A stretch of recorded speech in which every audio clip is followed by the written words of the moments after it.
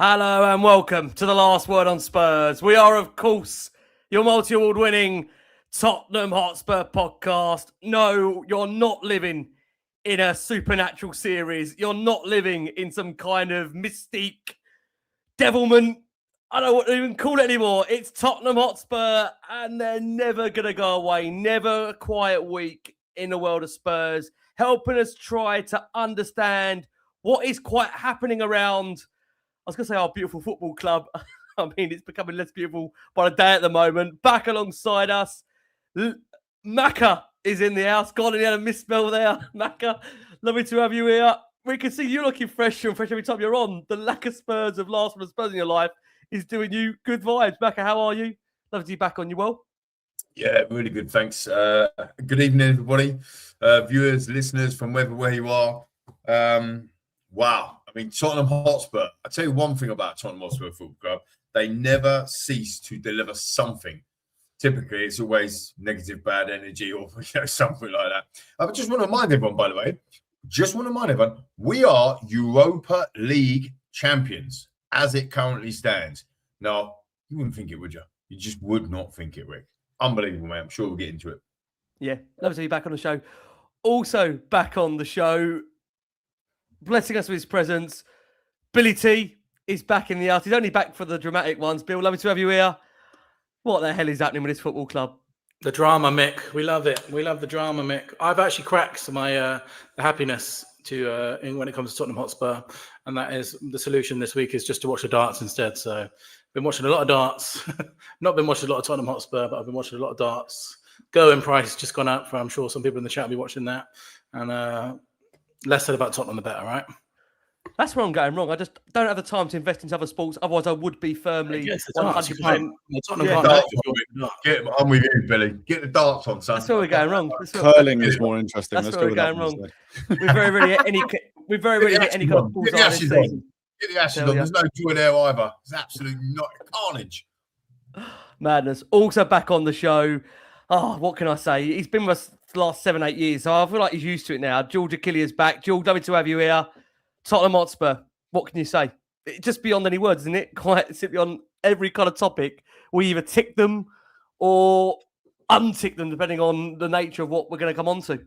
The Crisis Avengers have been assembled. We go once again. The mighty Tottenham Hotspur send us into despair one more time. Even after a Europa League win, it's chaos, it's destruction. No, we're back. It's always going to be a pleasure chatting to you guys no matter what happens with Spurs. I think that probably brightens my day the most. It's just speaking to you guys rather than actually watching the football itself. So thanks for having me back on. But yeah, it's like Lee said there is never, ever, ever a dull day when it comes to Tottenham Hotspur. There's always something in the pipeline ready to take you, choke you, and send you into Mars. So yeah, let's get at it. Absolutely. George, let's have you back on it. And guys out there, like I say, thank you so much for all the support always for Last One. I suppose we can ask you, it's going to be again another big update on this show as to where Spurs are on pretty much every topic at the moment, from the transfer window through to on the pitch, off the pitch, wherever we're going to go on this show. If you can for us, hit that like button, hit the subscribe button for us, hype the show, send this out to a wide range of Spurs audience. That would be greatly appreciated. Let's bring you up to date on pretty much everything around Spurs, because again, it's been only 24, 48 hours, depending on when you're listening back to this, where we did actually have a game of football, which at the moment appears to maybe be pretty much already kind of forgotten about because of what's going on around Spurs at the moment. We did, of course, lose Liverpool by 2-1. Look, the score line itself barely told half the story.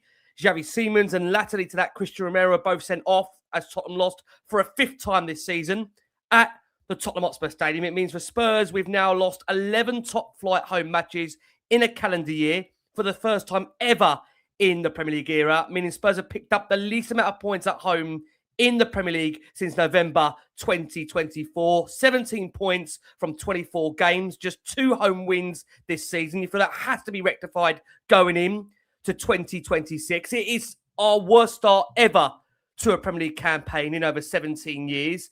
As things stands at the moment, at the time of recording, Thomas Frank's job appears safe for now. However, assistant to him, Matty Wells, was not in attendance for Spurs' game against Liverpool as he closes in on a switch to the MLS side, Colorado Rapids. And furthermore to that, it's a live story that is ongoing at the moment, and that is that Fabio Paratici, who was named only barely months ago with Johan Lang as being joint sporting director at the football club, is now reportedly advanced and prepared to seal a move to Fiorentina to become their new head of football.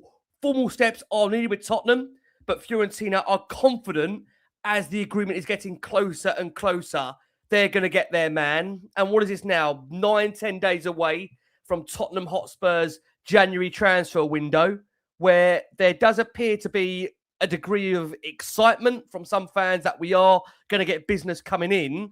I know Maka was on obviously a short while ago giving us an indication that ENIC 2.0 are going to want to invest. How much to invest, we'll have to wait and see. But how big a deal is that, bearing in mind they're going to be losing one of the key principal members of that transfer team in of course, Fabio Paratici, that he will not be at the football club. So look, doesn't get any easier that. We are hearing also some rumours. These aren't backed up to date, but just to bring you those suggestions that Dominic Solanke could potentially be out for a further extended period due to injury. Obviously, we haven't got those claims backed up completely. So look, when and if we do hear any more news on that, we'll let you know.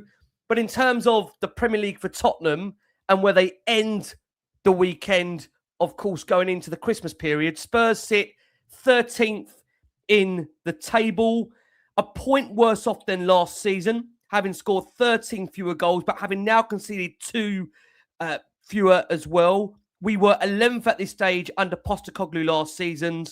Frank's Spurs are currently 2 points lower in the table.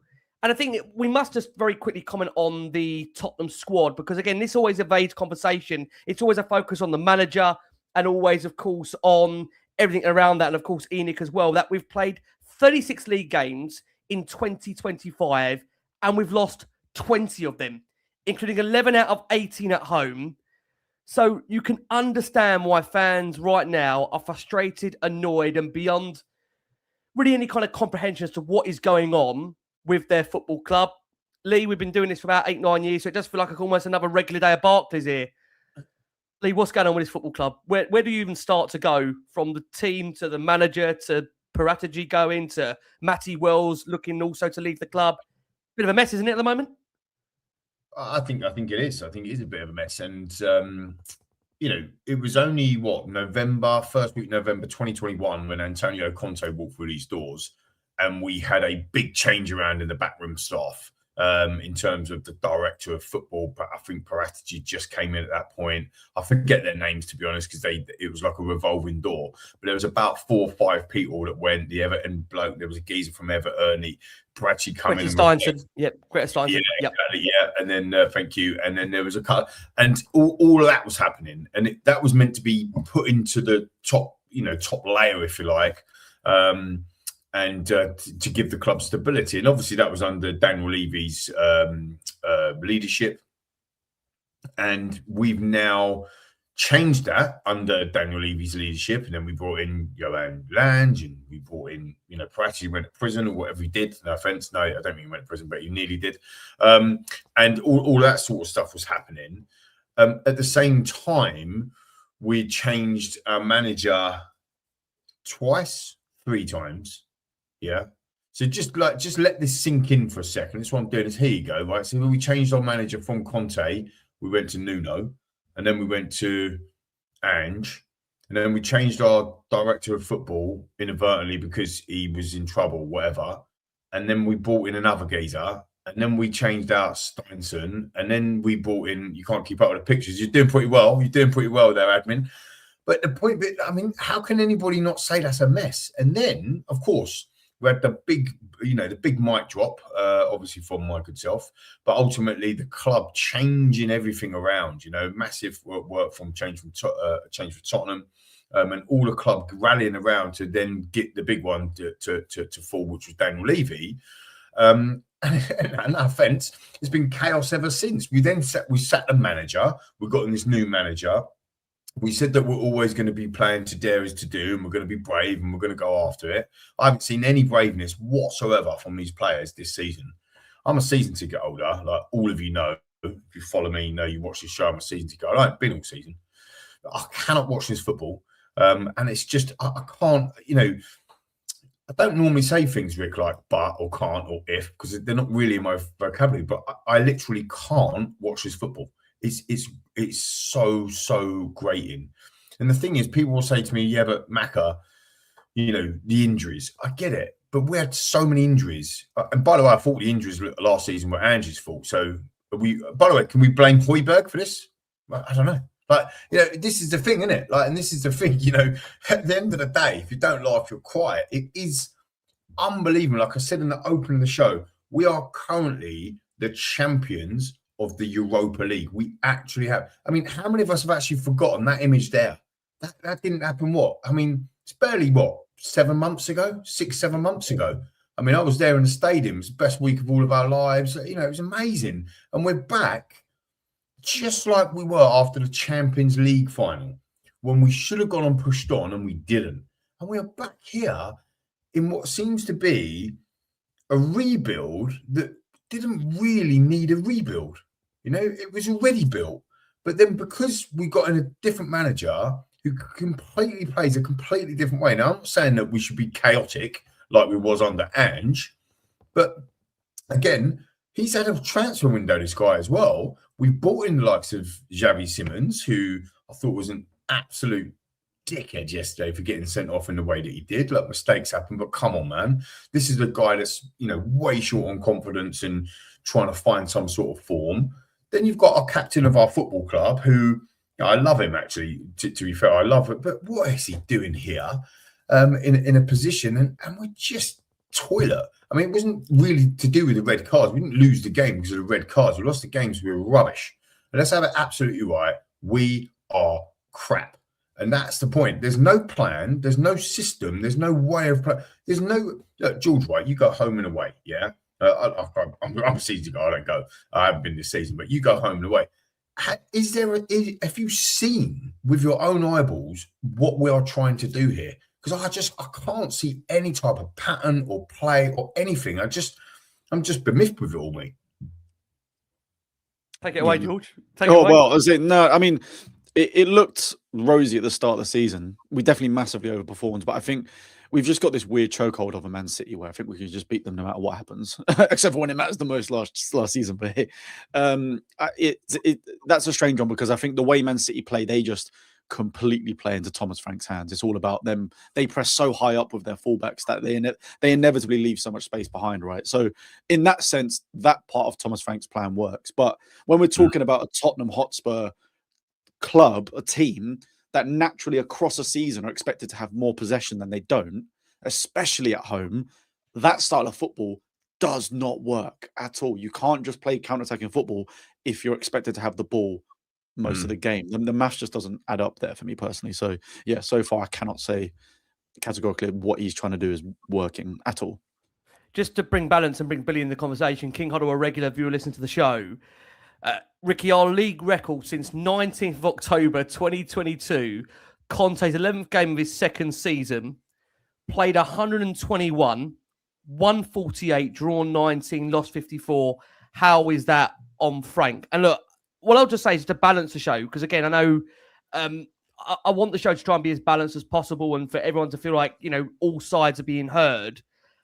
I do think I have to say that this squad, in my opinion, is probably, and again, people don't like this, I think it's one of the worst we've assembled in a long, long time at Tottenham.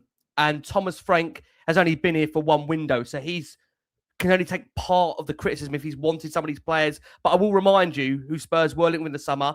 Of course, they wanted to get Gibbs White through the door. They wanted to get Eberici Eze over the line. Would have been one of those two. We were linked with Morgan Rogers. There was a case you feel that Thomas Frank wanted physical-based players. We didn't achieve that. Let's be honest about it. Some of the signs we brought in, we were excited about. Kudus is a Premier League player. Don't doubt that. I think, again, you're going to see some good performances from him.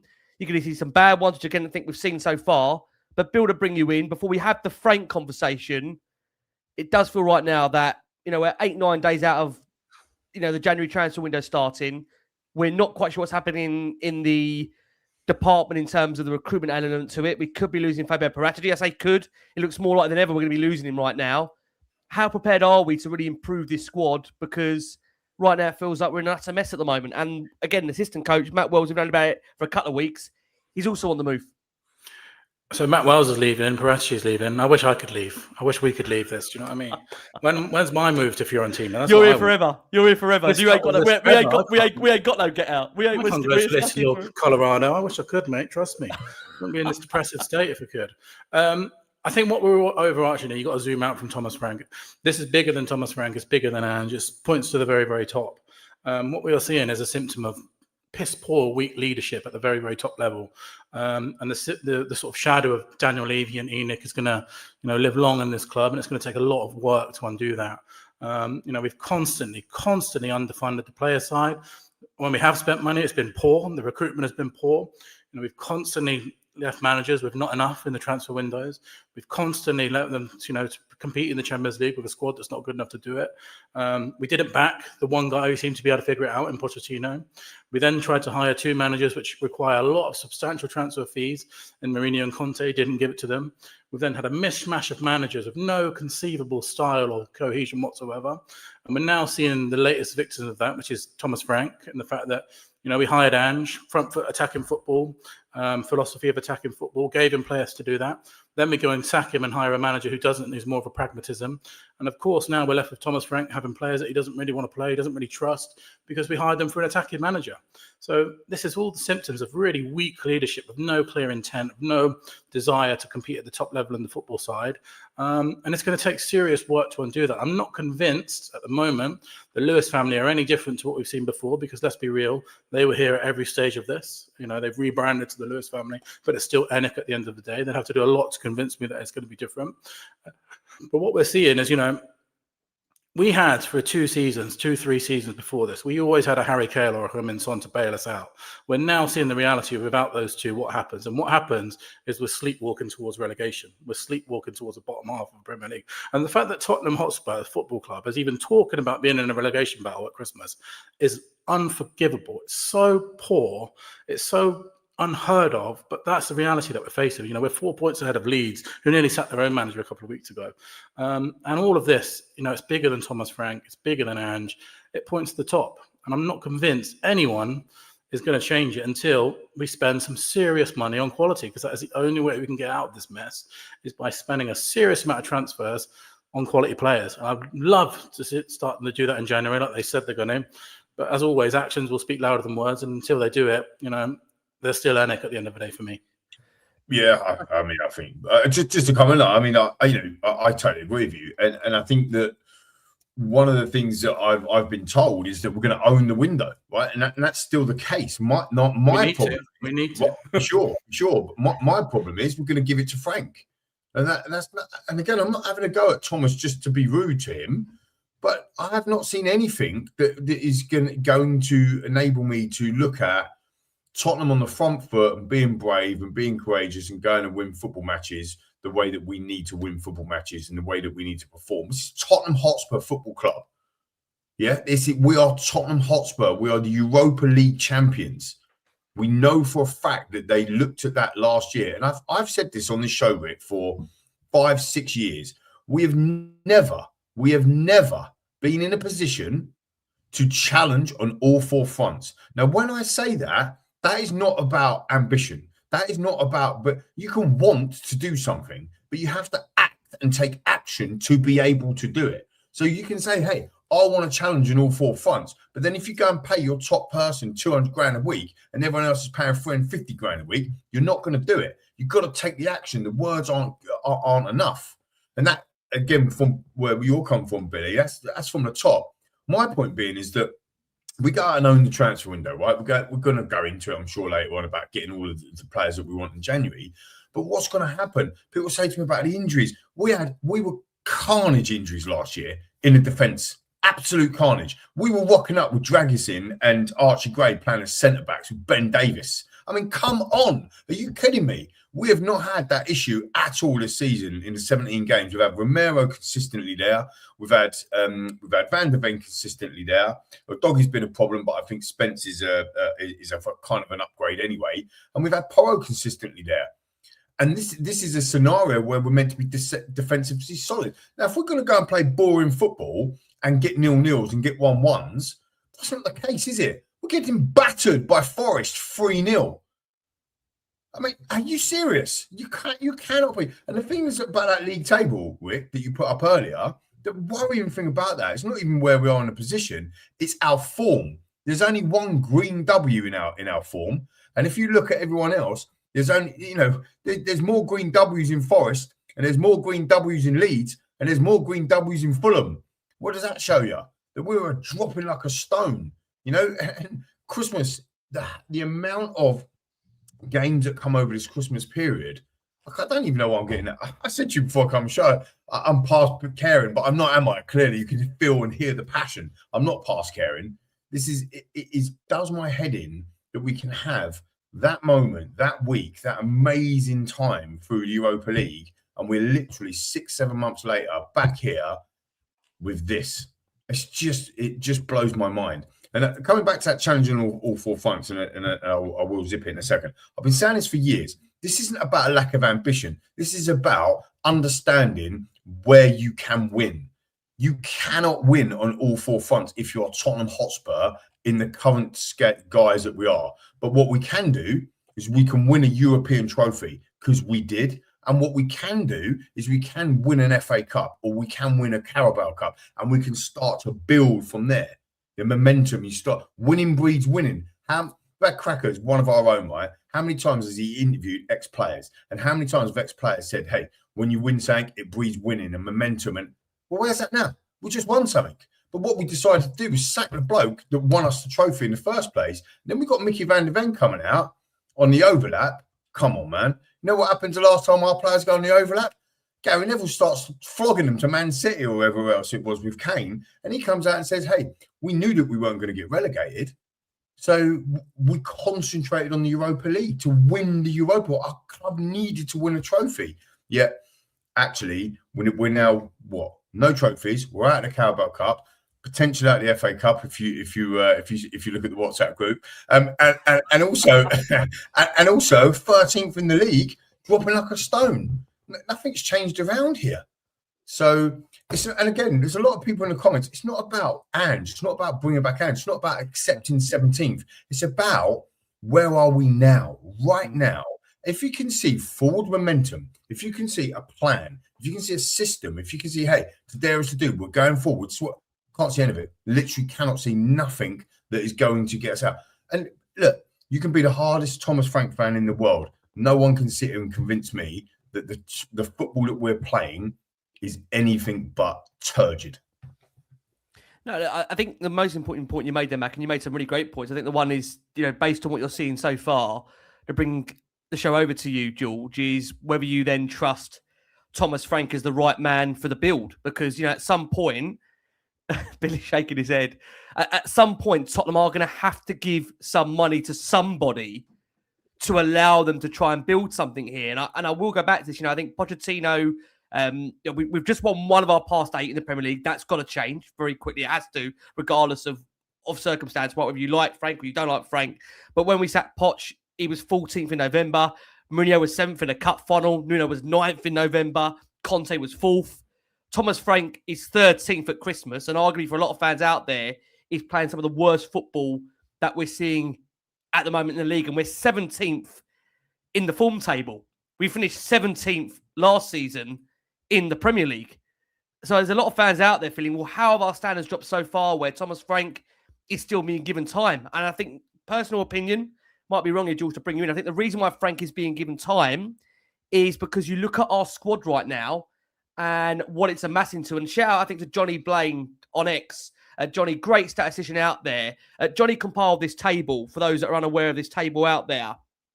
And what this shows out there is the Premier League table between the Christmas of 2024 and Christmas of 2025, the ever-present teams only on this image. There's obviously a few teams still at this point still to have played their respective games over the weekend. Tottenham sit 15th in this table, amassing 37 points from 38 games.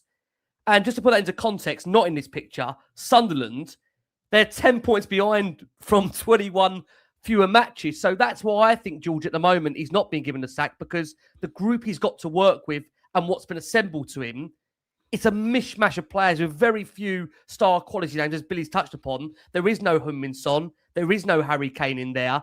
This is going to take time. And like Maka said, we've just won a Europa League. The last thing we want to be told is it's going to take time. When ENIC 2.0 turned around and said to the fans, we want to build on the success of Bilbao and we want to have more wins more often. Well, in anything, we're having less wins more often and we're sliding back down the table, George. Yeah, and I think that's the problem as well. And I think, look, okay, yes, the squad needs improving massively. But we need to also remember that every single fan reckoned we won the transfer window, having brought in Palinha, which was apparently Thomas Frank's #1 choice in centre mid, isn't a Champions League level experienced, 29-year-old defensive monster. We brought in Rando Kolomawani, who had an incredible loan to Juventus halfway through last season, where I think he actually had some of the best goals or assists per minutes ratio of anyone in the second half of last season. We brought in Mohamed Kudus, who, in my opinion, is a Champions League level player in our squad, despite having a terrible game yesterday. So we can't just damn right now say, because in hindsight we're now sitting bottom near the table, that this squad is a 17th place squad, because it absolutely isn't. I think the football they're playing is awful as well. But on that, I think it's piggybacking off of what Billy said, and it's 100% true. When we don't have the clear vision from the top down, when, like you said, you go from a really attacking manager to then going to a really pragmatic, maybe more counter-attacking, defensive-minded manager, the squad you build up over those years is then now not suited to that next person, because all of our midfield is basically made up of ball carriers who get the ball up and they have to play short passes, because that's how Ange built up in his matches. It was really quick, short passes up the pitch towards the wingers and cutbacks to the back post. Frank plays a completely opposite style of football, where it's all about the passing ability from deeper positions to get the ball up the pitch as quick as possible onto the runners. And we don't have a single player, apart from arguably Porro, in our squad that can do that. And then that goes down to the whole mismanagement of, well, you didn't sign the right players for the squad when we needed that for Frank. But then also, if you're going to chop and change from an ultra-attacking manager to an ultra-defensive manager who plays counter-attacking football, then of course some players are going to look way worse than they should do. How can Kolomawani go from being one of the best in terms of the most proficient goal scorers for the second half of last season to all of a sudden can barely buy a goal for Spurs? And I think you've got to question the style of football as well as the signings themselves. And don't get me wrong, like I said, I still think the squad is a long way away from competing anywhere near the top, especially when you lose Maddison, you lose Kulusevski, and obviously you sell Son. So there are definitely multiple factors at play, but we need to decide who we want to be. I think Billy said this on the show the other day, which I 1000% agree with. The reason why a team like Brighton is run so brilliantly is that no matter who their manager is, they will always sign players that fit the style of football that they want to play. So that means they can get rid of De Zerbi, they can get rid of Graham Potter, they can get rid of Hertzler and move on to the next one. It does not matter, because all the players they sign are designed to play that brand of football. They look phenomenal. They sell them for 100 million, or at least 50 to 100 million, and then they get the next one in, and so on and so forth. And they built that, and that's why they've become a proper staple side in the Premier League compared to where they were before.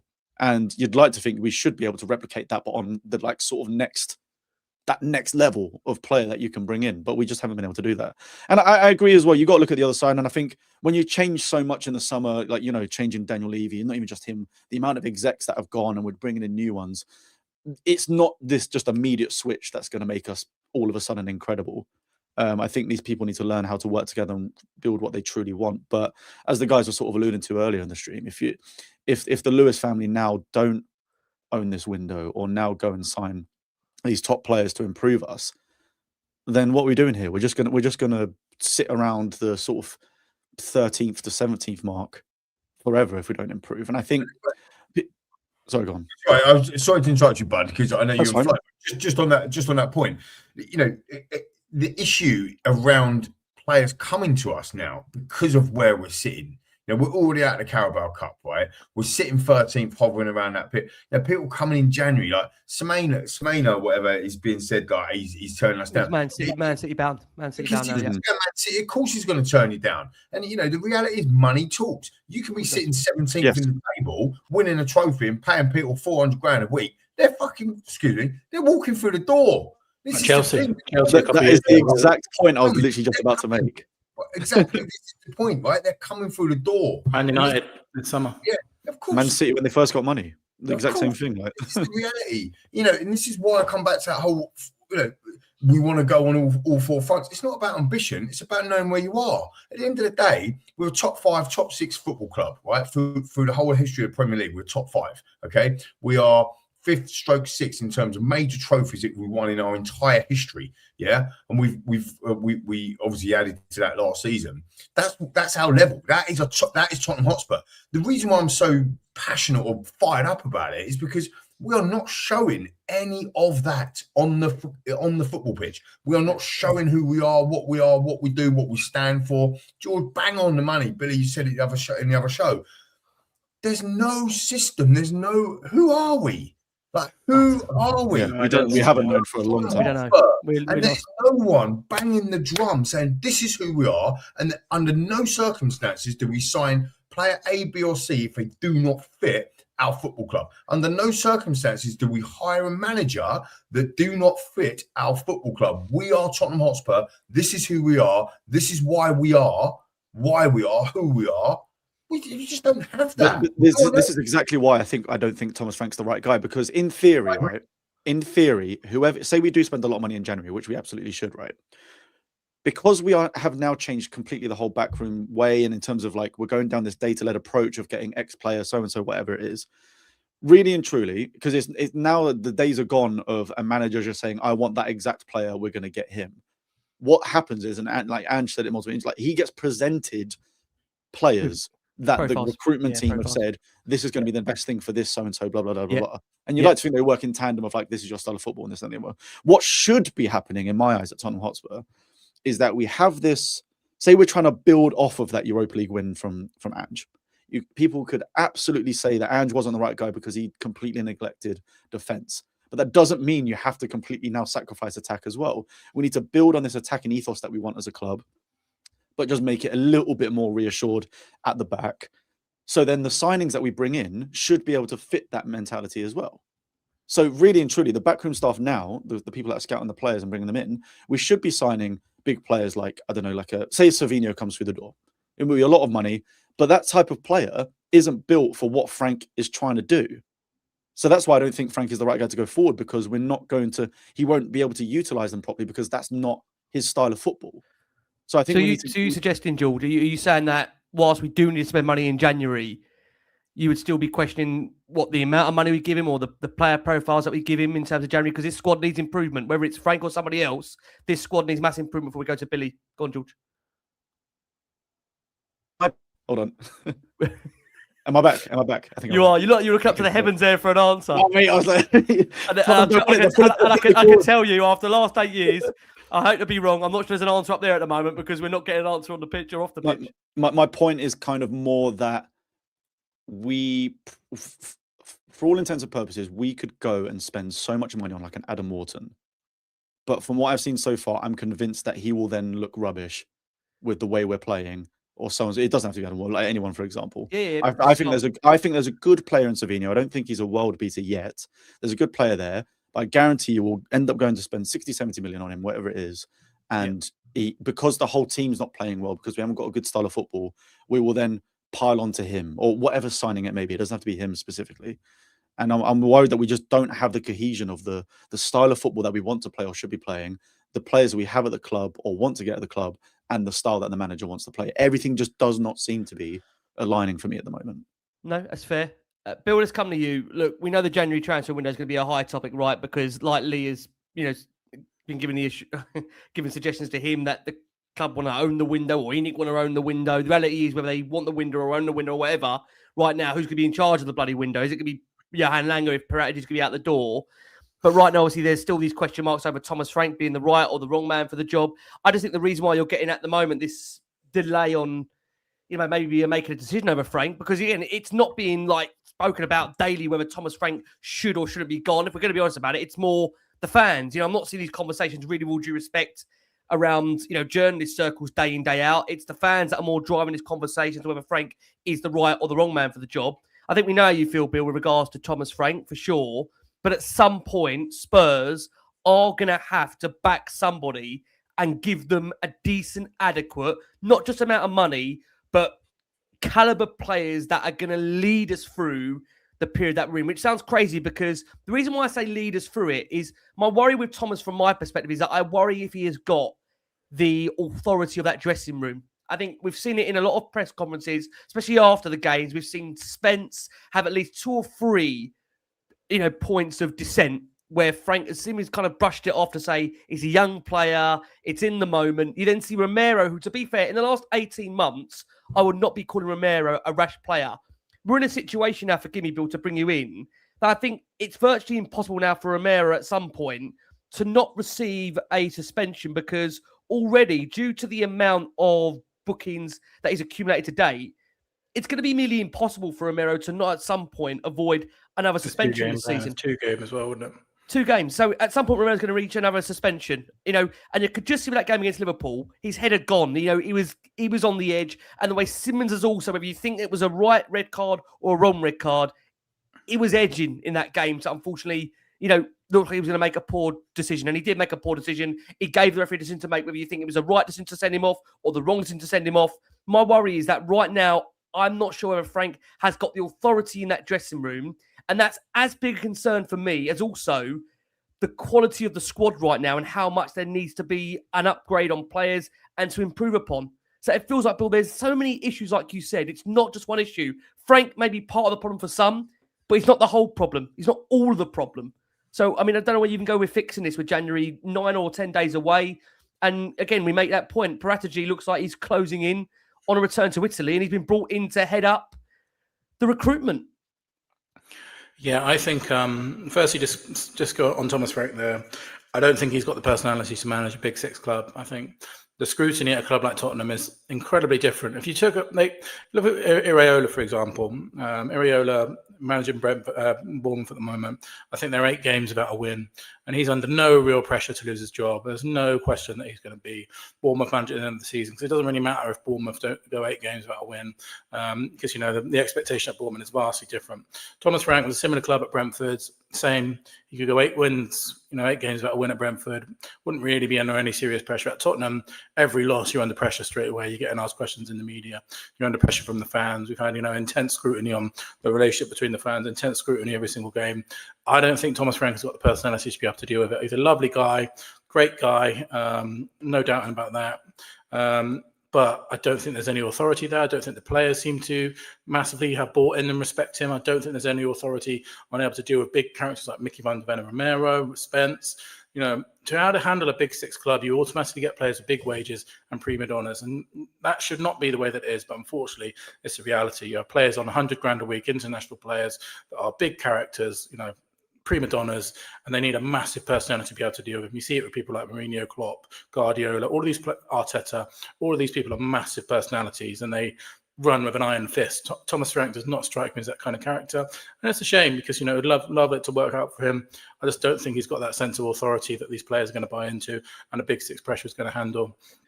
Then I think on top of that, you've now got problems that go wider, far beyond that at Tottenham, in terms of a director of football might be leaving. I think the biggest problem is, as we mentioned before, is we need to do a bit of soul searching as a club and see what is our actual identity, what do we want to be. Because I personally think that this season has shown that if Tottenham are not playing attacking football, the fans are not going to buy into it. And they're not going to give you any time and any patience. 100%. And Thomas Frank is not playing attacking football. The football is worse than I've ever seen under any manager that I can remember. And if you're not playing attacking football, you're not going to get this buy-in and patience from the fans. We've seen it under Pochettino. We saw it in a small sample size under Ange. When at the beginning of the Ange era, when we were playing attacking football, fans bought into it. Conte as well, when we were ruthless at the beginning of Conte, fans bought into it. Tottenham have to be playing attacking football. So I think personally we need to cut our losses on Thomas Frank. We need to do some soul search and think, right, this is the direction that we're going to go in. And it has to cut, the direction has to come from the director of football. You can't go from manager to manager to manager saying do this, do that. The direction comes from this is the way we're going to play, you're going to manage it. And I think, until we get that strong leadership at the top level, we're going to keep bouncing from manager to manager to, what's happening at Tottenham is the managers are dictating the style of play and the philosophy and everything, and that's not really the way it should be going. It should be going from the top down. And I think the top really needs to do some soul searching now and say, this is who Tottenham Hotspur are going to be under the Lewis family.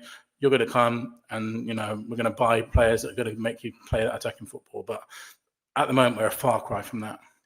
Can I quickly say something on that? Because it's related to that point as well about him not owning the dressing room and things like that. Yesterday was the biggest telltale sign for me that he does not have the players backing in the way that we're playing, for two reasons. One, you could tell by Kudus' demeanor that he is not happy with the way this started. And it's not the first time he's done that this season. The way he was just getting the ball, slowing down the pace, not really wanting to take players on as much as he did. But the biggest one for me was Romero. Someone actually mentioned it in the chat a minute ago about it looking like Conte Romero. And that's the exact reason why I think this is an issue. Romero has a history of, if he is not liking the style of football, the way things are going, he will just send it going to striker up front by himself without instruction from Frank. He goes to striker by himself and he's reckless. He did it throughout the Conte time, and it's well on record that he did not like Conte and was threatening to leave the club if Conte was still our manager. And we're seeing the exact same thing right now. Because let's look at the start of the season and beforehand, this narrative about Romero being this dangerous player was non-existent. He barely got a yellow card. Pundits, yes, but not amongst Spurs fans. Yeah, no, not Spurs who actually watch it week in, week out. Because he had, I can't remember the exact stats, so someone's going to have to look out for me. But there was something like he only had 2 yellow cards in the space of like a year or something like that. So the narrative of him being this rash player was completely gone towards the end of Ange, because he kind of grew up and grew into this leadership role as captain. You've seen from this season alone 7 yellow cards, of which 3 of them are from dissent to the referee, and a sending off from when he's had to run up and be striker because he's fed up of the way we're playing. That is the biggest telltale sign to me that they are not backing what Frank is doing right now. And I think it needs to change. I agree. So, cool. Just to bring you in, Macca, if there's that suggestion there that, the players aren't having him, then surely, with all due respect, the worst thing you want to do at the moment is to come and suggest whether we've got real fans, true fans, loyal fans. Frank's made these comments in the last few weeks saying, Spurs are not true fans by booing Vicario. They're not loyal fans who would have perspective on what he's trying to build. I don't know. I just feel like when you're in the position you're in, right, and you forgive me here, John George, a regular viewer listener, we've had 7 defeats in 17 Premier League games. George, forgive me, I'm not going to read the rest of that stat out. I hope you won't mind. The worst thing you can do, Macca, is then go for the fans. Well, yeah, I mean, Ange did it as well, didn't he? To be fair, and that pissed a lot of the fans off. And I think that the one thing that you just can't do is go after the fans. Not when you're playing like this. And you've got like this. Go after. Look, I mean, I want to say a couple of things. We've been saying this in the group actually. One day we will publish the memoirs of WhatsApp, the Last Word on Spurs WhatsApp group. I think it's absolute gold. One day, we're working on that and behind the scenes. Not that Jason types in there. We couldn't afford the freaking publicity. Yeah, that's actually why we hadn't done it, because of Jason. But no, I mean, actually, Jason bringing him in. Jason and I started the plot talk, and weirdly enough, the guy I call boss, obviously Lord Sugar, my boss, my old boss, he publicly said about it. And this is the thing, right? Go and slap 25 million on Klopp. Make him, I think Pep's on 20 million, right? Make Klopp. Mate, no. This is the thing, right? This is the thing. I hear you. I can't see him coming in. For me, no, but this is the thing. For me, this is more ambitious than going. This is more ambitious than going, hey, let's go on all 4 fronts, right? The ambition is go and slap 25 million on Klopp and go, mate, I know you said you don't want to play for manage another club like Liverpool, right? But the reality is 25 large ones. You'll be the biggest, highest paid manager in Premier League history. Let's go sort Tottenham out. We'll give you an open checkbook for the January transfer window, because we're going to own the window anyway, and give it to him. And that changes everything. Now, what you got to understand, I know you're laughing about this, right? You're saying it's dreams. It's not disrespecting to you. It's just the. I know you're not. I know. But Yeah. What you got to understand, this is what I'm saying. That by saying everybody's got to understand is by saying, yeah, but this is Tottenham. What we're doing to ourselves is putting us down to what I said earlier, which is we are fifth. We are sixth in the trophy league. We are fifth in the league overall. That's our level. So then we can't then say we need to go and get by these top draw. Semenyo's turning us down because Man City is a top draw club. He's going to pay him £300,000 a week. He ain't coming to Tottenham. Do you see what I'm coming for? The only way you change it, you're saying, what can we do? This is the question, right? Host Ricky, that's what you're saying. What can we do to change around?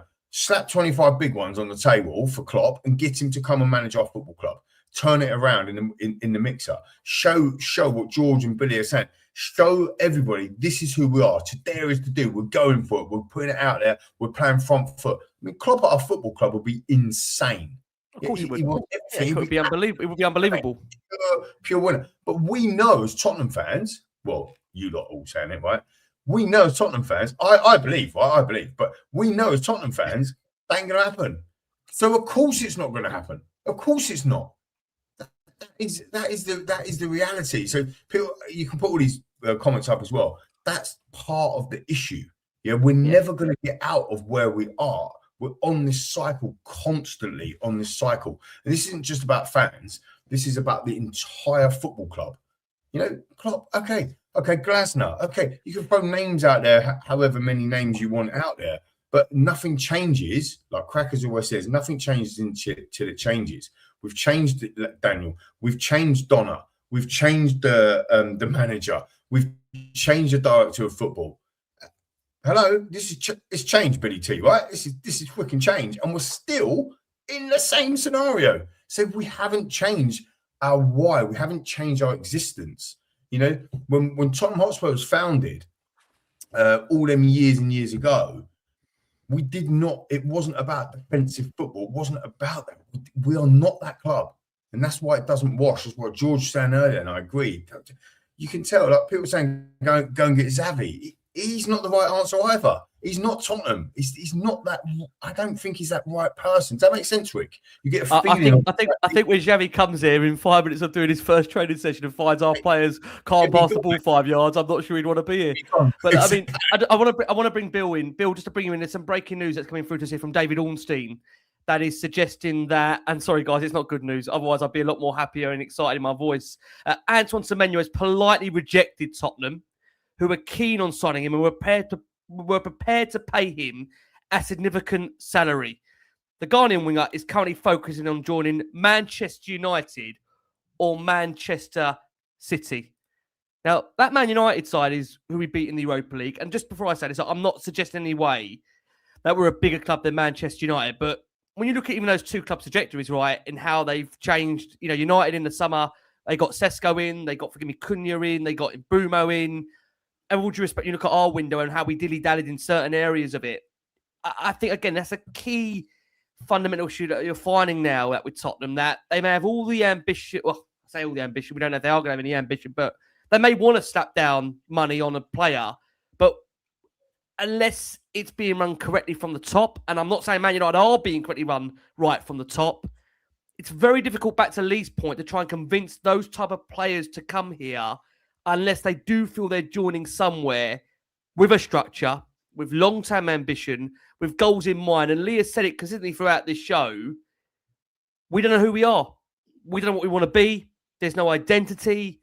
So how are you convincing players to come here if you haven't got that in place? And Semenyo, a player that we've heard only a couple of weeks ago that Spurs were aggressively trying to get him. And once again, publicly, it's been outed that he's politically rejecting us.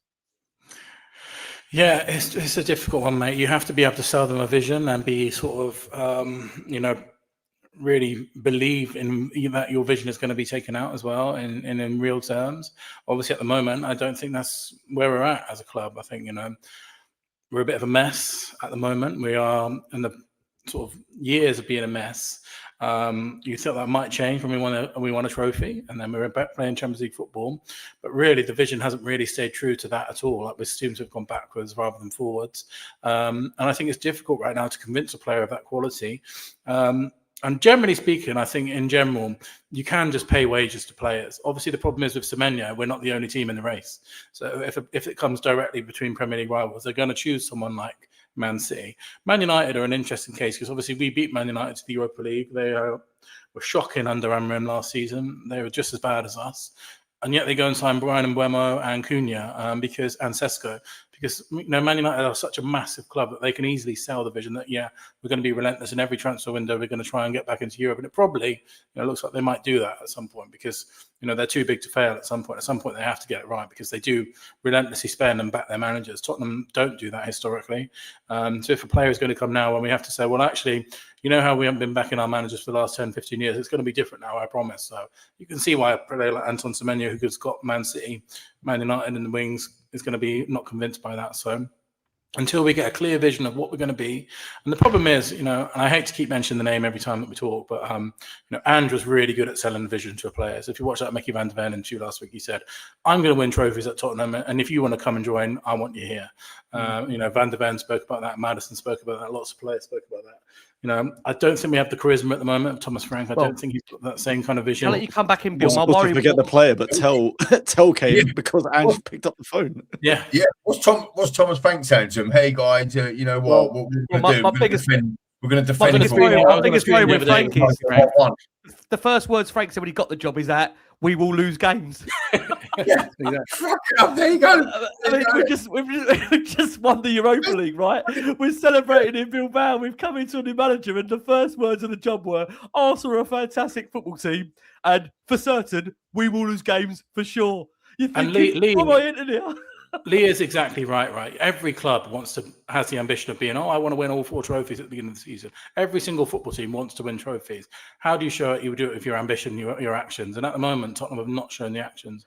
And until they do that, talk is easy, isn't it? Everyone can say, we're going to compete on all fronts. But until you actually go out and spend the money and do it, that's the only thing that's going to convince these players. Actually, actions are much louder. I think the harsh reality is that we need to really wake up to is that if we ever want to be near that top 4 again, we have to spend a crazy amount of money. Yeah, because look at it's not even just about on one player, for example. It's not even like we just get this £100 million player that's going to fix it.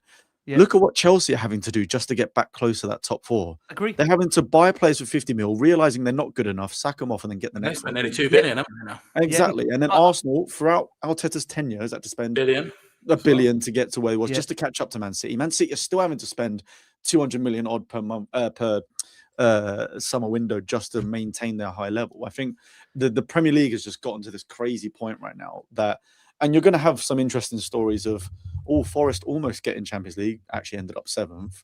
You're going to get Sunderland, who's doing well at the moment, but then they've dropped to mid-table again. You're going to get almost nearly stories. But if you really want to be consistent near the top 4, top 5 club in this country, you're going to have to spend a lot of money and face the fact that some of them aren't going to work. A 60 million might not work, but you go and get the next one. We have to. And if you look at Aston Villa right now, right, who are the club that have just won 10 games in a row, they're in the Champions League race. They're consistently, they're going to go deep in Europa. They're currently on a 10-game winning streak. They maximise every single percentage of their PSR to the point where they're almost fined every single year. Tottenham have so much unbelievable headway that we don't even get close to it. Like Aston Villa, you can say that their business model is not sustainable, but they're trying to do something, and they're trying to spend everything they literally possibly can to do it. So Tottenham just have never had that ambition, realistically. I'm very conscious, guys. We do need to come on to Paratici and kind of the latest on that. We are, just before we do, and we said a lot about Frank there. I think I've tried to be as fair as possible in terms of the fact that, I think we all have that Frank is not the biggest problem at Tottenham. He might be one of the problems, but he's not the biggest problem. But I think I want to just quickly just say this, because I think I haven't said this maybe enough in terms of this show around the culture of the club, because we have lost 41 games in the last 83. So the problem is now at this club, whether we like it or not, a lot of these players have become normalised to losing. Whether, agree with you, Macca, we won the Europa League. That should have been a springboard. We should have built on it. But a lot of these players, unfortunately, have been around a losing environment, and whether rightly or wrongly, have become accustomed to that, unfortunately, being normalised. And that is a big problem, a massive problem.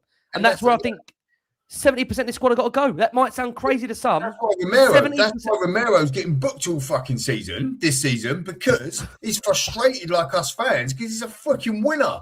This bloke is a genuine winner. He's a fucking World Cup winner. And he's sitting there playing his crap football with another manager that don't want to go forward and score. I mean, this bloke passes from the back. Some of his passing is absolutely outstanding. Yeah, the footballs are incredible. Apart from the one against Liverpool, yeah. And I've got people saying, get rid of him. Are you joking me? He's the only fucking winner we've got in here. My word. It's after Watershed, isn't it? Sorry.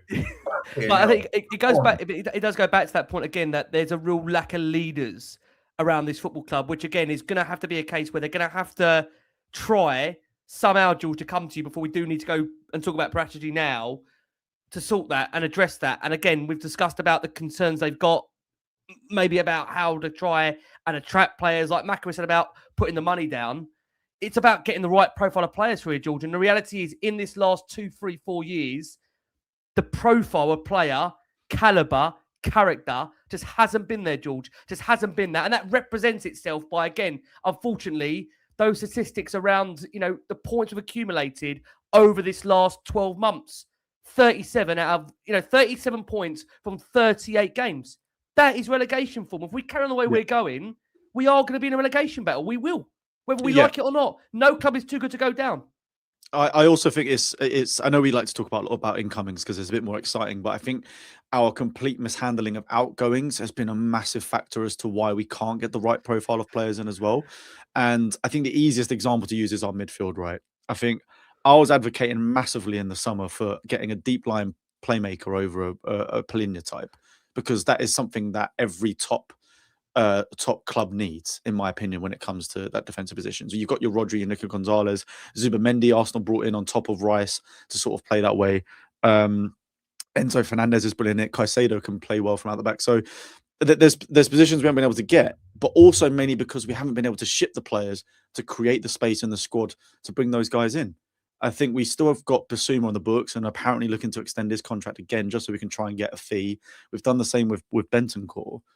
And we can't, as much as we'd love to, we can't just go and sign like 30 players and say, oh, we need this player, we need to get that. We physically don't have enough room in the squad at some position. You've got to make... A lot of players have to go. They have exactly. To go. And we've been awful at moving players on when they need to go on, and then been able to sign the right profile on top of that. That is how you gradually build a squad. It's almost as if we keep players way past their sell-by date. Yep. And then you wonder why we can't create a cohesive team. And that happened to Poch with the team that we all loved. Ida Verge, Vertonghen, Yep. It got to a point where we had that same team for about 5 years, 6 years.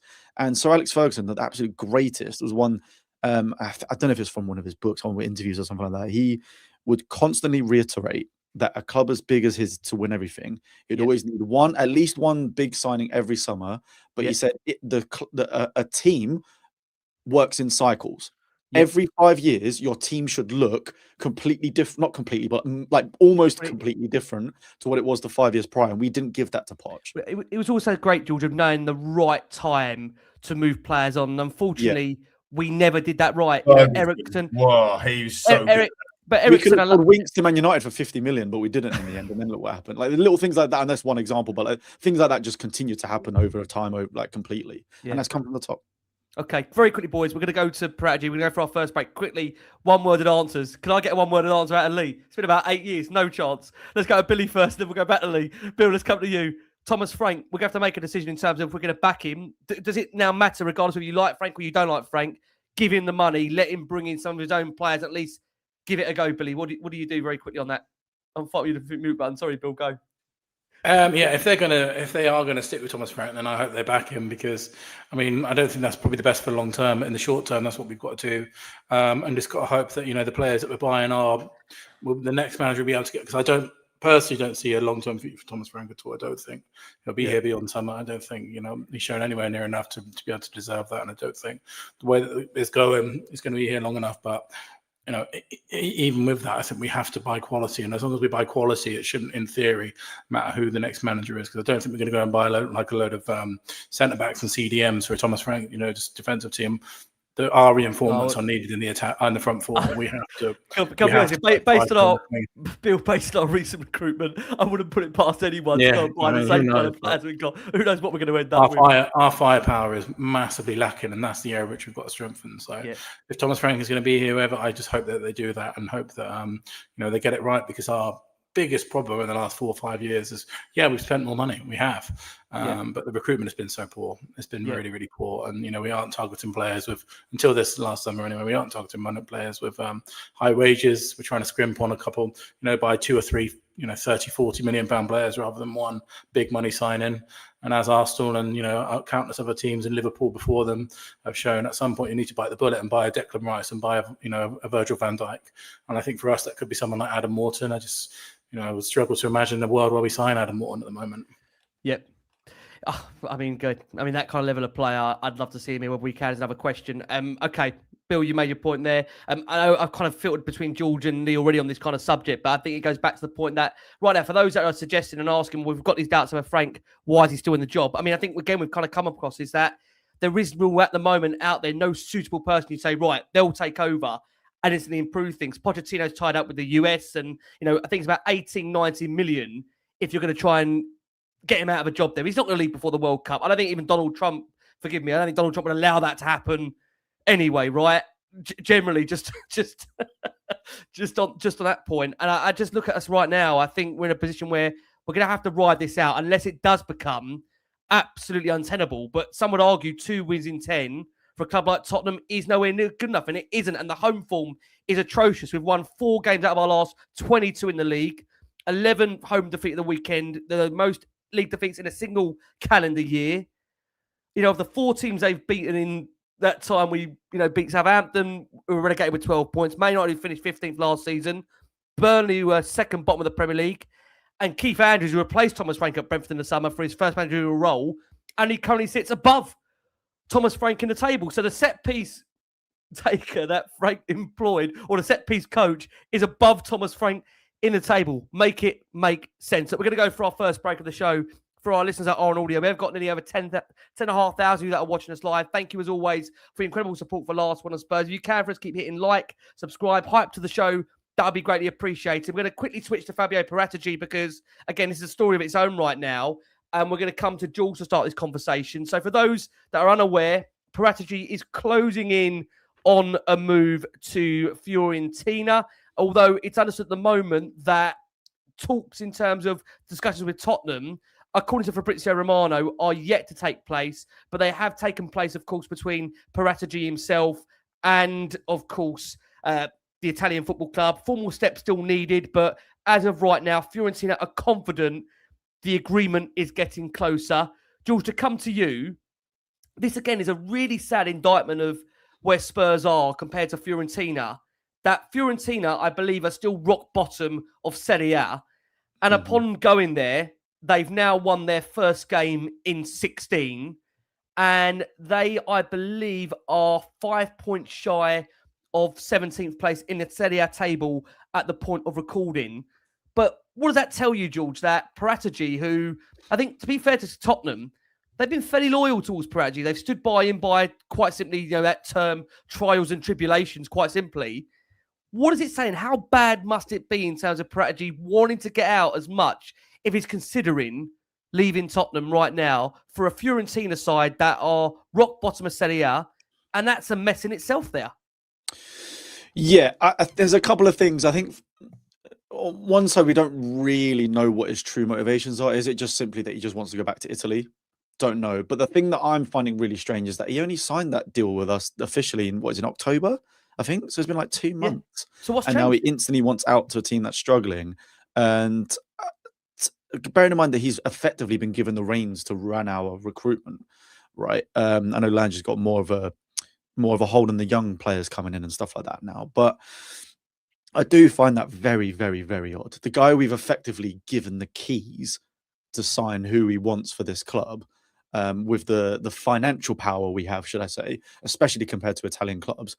And he's wanted to jump ship to 2 months in to then go to Italy to a struggling side. I mean, maybe the project's fun for him because it's like, well, I can take you from 20th back up to the top of the table. Whatever, that might be his motivation. I don't know.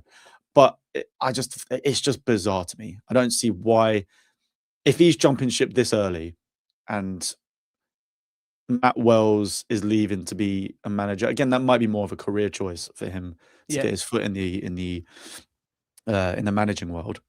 But it does scream a lot of red flags that players are, sorry, not players, that staff are leaving this early on. And where does that leave us now? I mean, that means is Lange now going to take the role back of sorting out all of recruitment?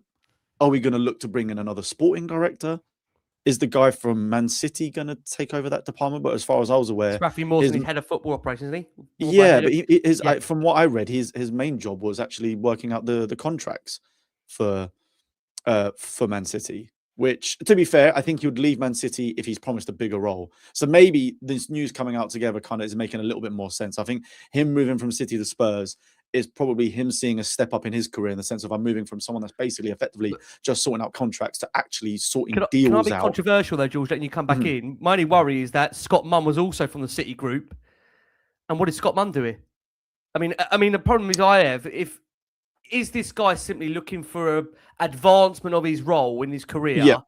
Or is he someone that City don't really rate anyway and we're just getting a cast off? Does that make sense? That's my worry. Yeah, I think I just find it too good to be true that we're going to get someone decent from the City group. Maybe I'm wrong. Yeah, the only thing I would say to counter that is I think even though Scott Munn was part of the City group, if I remember correctly, I don't think he ever actually managed anything to do with City directly. I think a lot of what he did in the past was to do with their Australia and Asia operations. I think that was the slight difference, whereas at least this guy's literally coming fresh out the press from City themselves. And maybe it is the case of that he's not seeing as much as you'd want to be at City to win. I think at the end of the day, everyone wants to progress in their career, right? And I think if he's only seeing himself being at one point stuck at Man City, why wouldn't you want to take a punt at a team in a European competition in the Premier League with supposedly a lot of money to use? Why would you not take that step up to be effectively a director of football, which he might come in to do if Paratici is going? Do you see what I mean? So I'm just finding this whole situation a bit bizarre, and it leaves me a little bit worried that we now, when we're talking about the lack of cohesion earlier, we've now got a manager that's not playing a style of football that a lot of fans are pleased with. We've got players that a lot of fans agree that probably aren't good enough. Now we don't even have a director of football to bring in that player and sort that situation out. And the transfer window opens in 10 days. And exactly. I'm not doubting what Macca's been told as well, because Macca always gets great valued information. He's being told we're owning the window, and right now we don't know who's bloody running it. Exactly. It's just actually a mess. I mean, Macca, that whole window thing, just quickly on that. I mean, that window piece. Again, you've got to be thinking to yourself, look, for us, the fans, the media, like the hurrah of the transfer window, it opens in 10 days. But surely, as a club, you've already identified under the new manager, you've already identified the key gaps, the key areas. It's Tottenham. Exactly, Rick. Why are you sure anything is been sorted? Although we did try to get Savinho, albeit it lasted about 12 hours. We did look like we were trying something early, so who knows? Yeah. I don't know. Honestly, that show. I'm still getting counselling for it. Someone made the point in the chat, by the way, bring Gabonini back. Because he wasn't promised the director role. I was going to come to Bill on that. I was going to come to Bill on that in a second. Before I come to Bill, but Lee, look, again, listen, mate, everyone knows you as a businessman and, what you've done in your career, bless you. It is a credit. Ali Gold, I think, said this in his latest article, and forgive me, Ali, I hope you don't mind me reading this out in Ali's latest article. Mawson, who is being linked, I think, with the role, will become, I think Georgie said, almost part of this kind of football operations department from the City group. If that man does arrive, then that will have been 13 new heads of departmental board members that have been brought in over the last 6 months or so, with 7 departures. That is a ridiculous amount of change at one football club when you think about that. Isn't it? I mean, can't they do that with the players? Yeah, that's what we needed the players. But is that not? But is that not even? Is that? Have you ever heard of that? Is that not? How's that normal? No, it goes to the point made earlier when Conte came on November the 2nd or whatever, it was 2021. And then we had Paratici coming just before him. And then we had all that sort of stuff, didn't we? You know, with the changes. Now they're doing it again and they're doing it again. So it just, look, sometimes when you have a huge amount of change, especially in the boardroom, you know, I do not, you know, I'll say I do know. When there's a massive amount of change in the boardroom, right, you know, there's going to take some time to get some as Billy said earlier, like it takes some time to get, you know, your ducks in a row, as it were. But it is a huge amount of change. I mean, you know, over that, you've already how many directors of football have we had since Poch left? Poch only left in Poch was still here in 2019, right? This is insane. So if you think 5.5 years has gone since Poch left, well, it's about that, roughly about that, isn't it? Yeah, 5.5 years. We've had the fella that didn't like transfers. Who's that guy? Hitchin. Hitchin, right? He didn't like transfers, did he? Remember, I don't know, he got battered for it, but he didn't like transfers. It's great. I hate the transfer window, and yet he's running it. Basically, I hate my job. Go and buy me some fries. I put your chips out to try and sign fucking someone, didn't he? Or whatever. Well, so we had him. Then we had Paratici, and then he had to go and do his thing. So that's 2. Then we got in Lange, yeah. And then now we have had Paratici come back in again. And that's just, we've had 4 directors. It's almost one every year on average. It's almost one every year. With the same managers. You know, this is. You know, people would get confused about. Stellini wasn't interim. He wasn't part of the sporting director. Although you might feel like they were.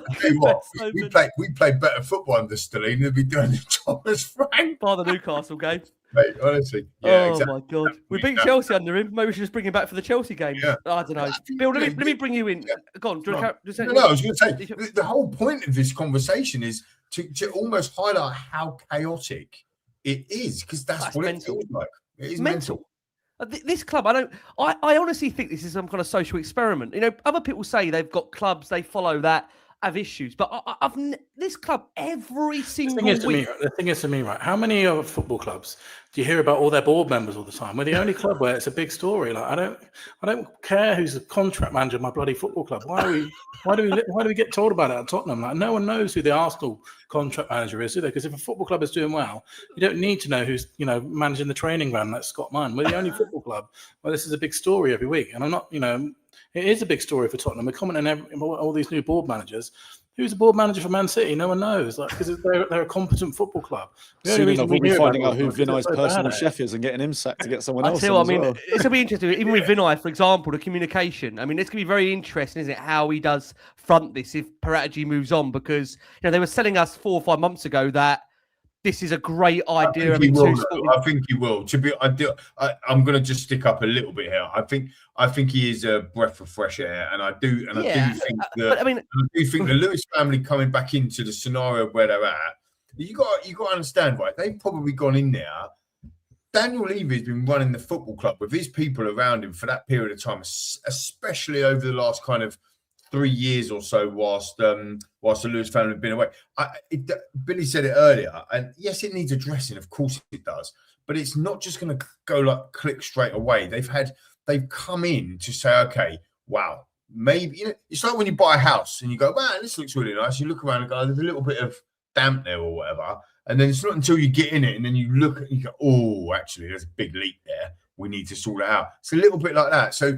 I'm just going to, I think there's a little bit of grace, I suppose, needed. I actually think there's also a perfect PR story. I can give it to you, Tottenham Hotspur, if you want, around Thomas Frank. Because if they want to sack him, they can just say that it was Daniel Levy that brought him in. Yeah. And that's the last thing that Daniel Levy did, and it got it wrong, and we're going, that's perfect PR. So just do that, bring Klopp in, 25 million.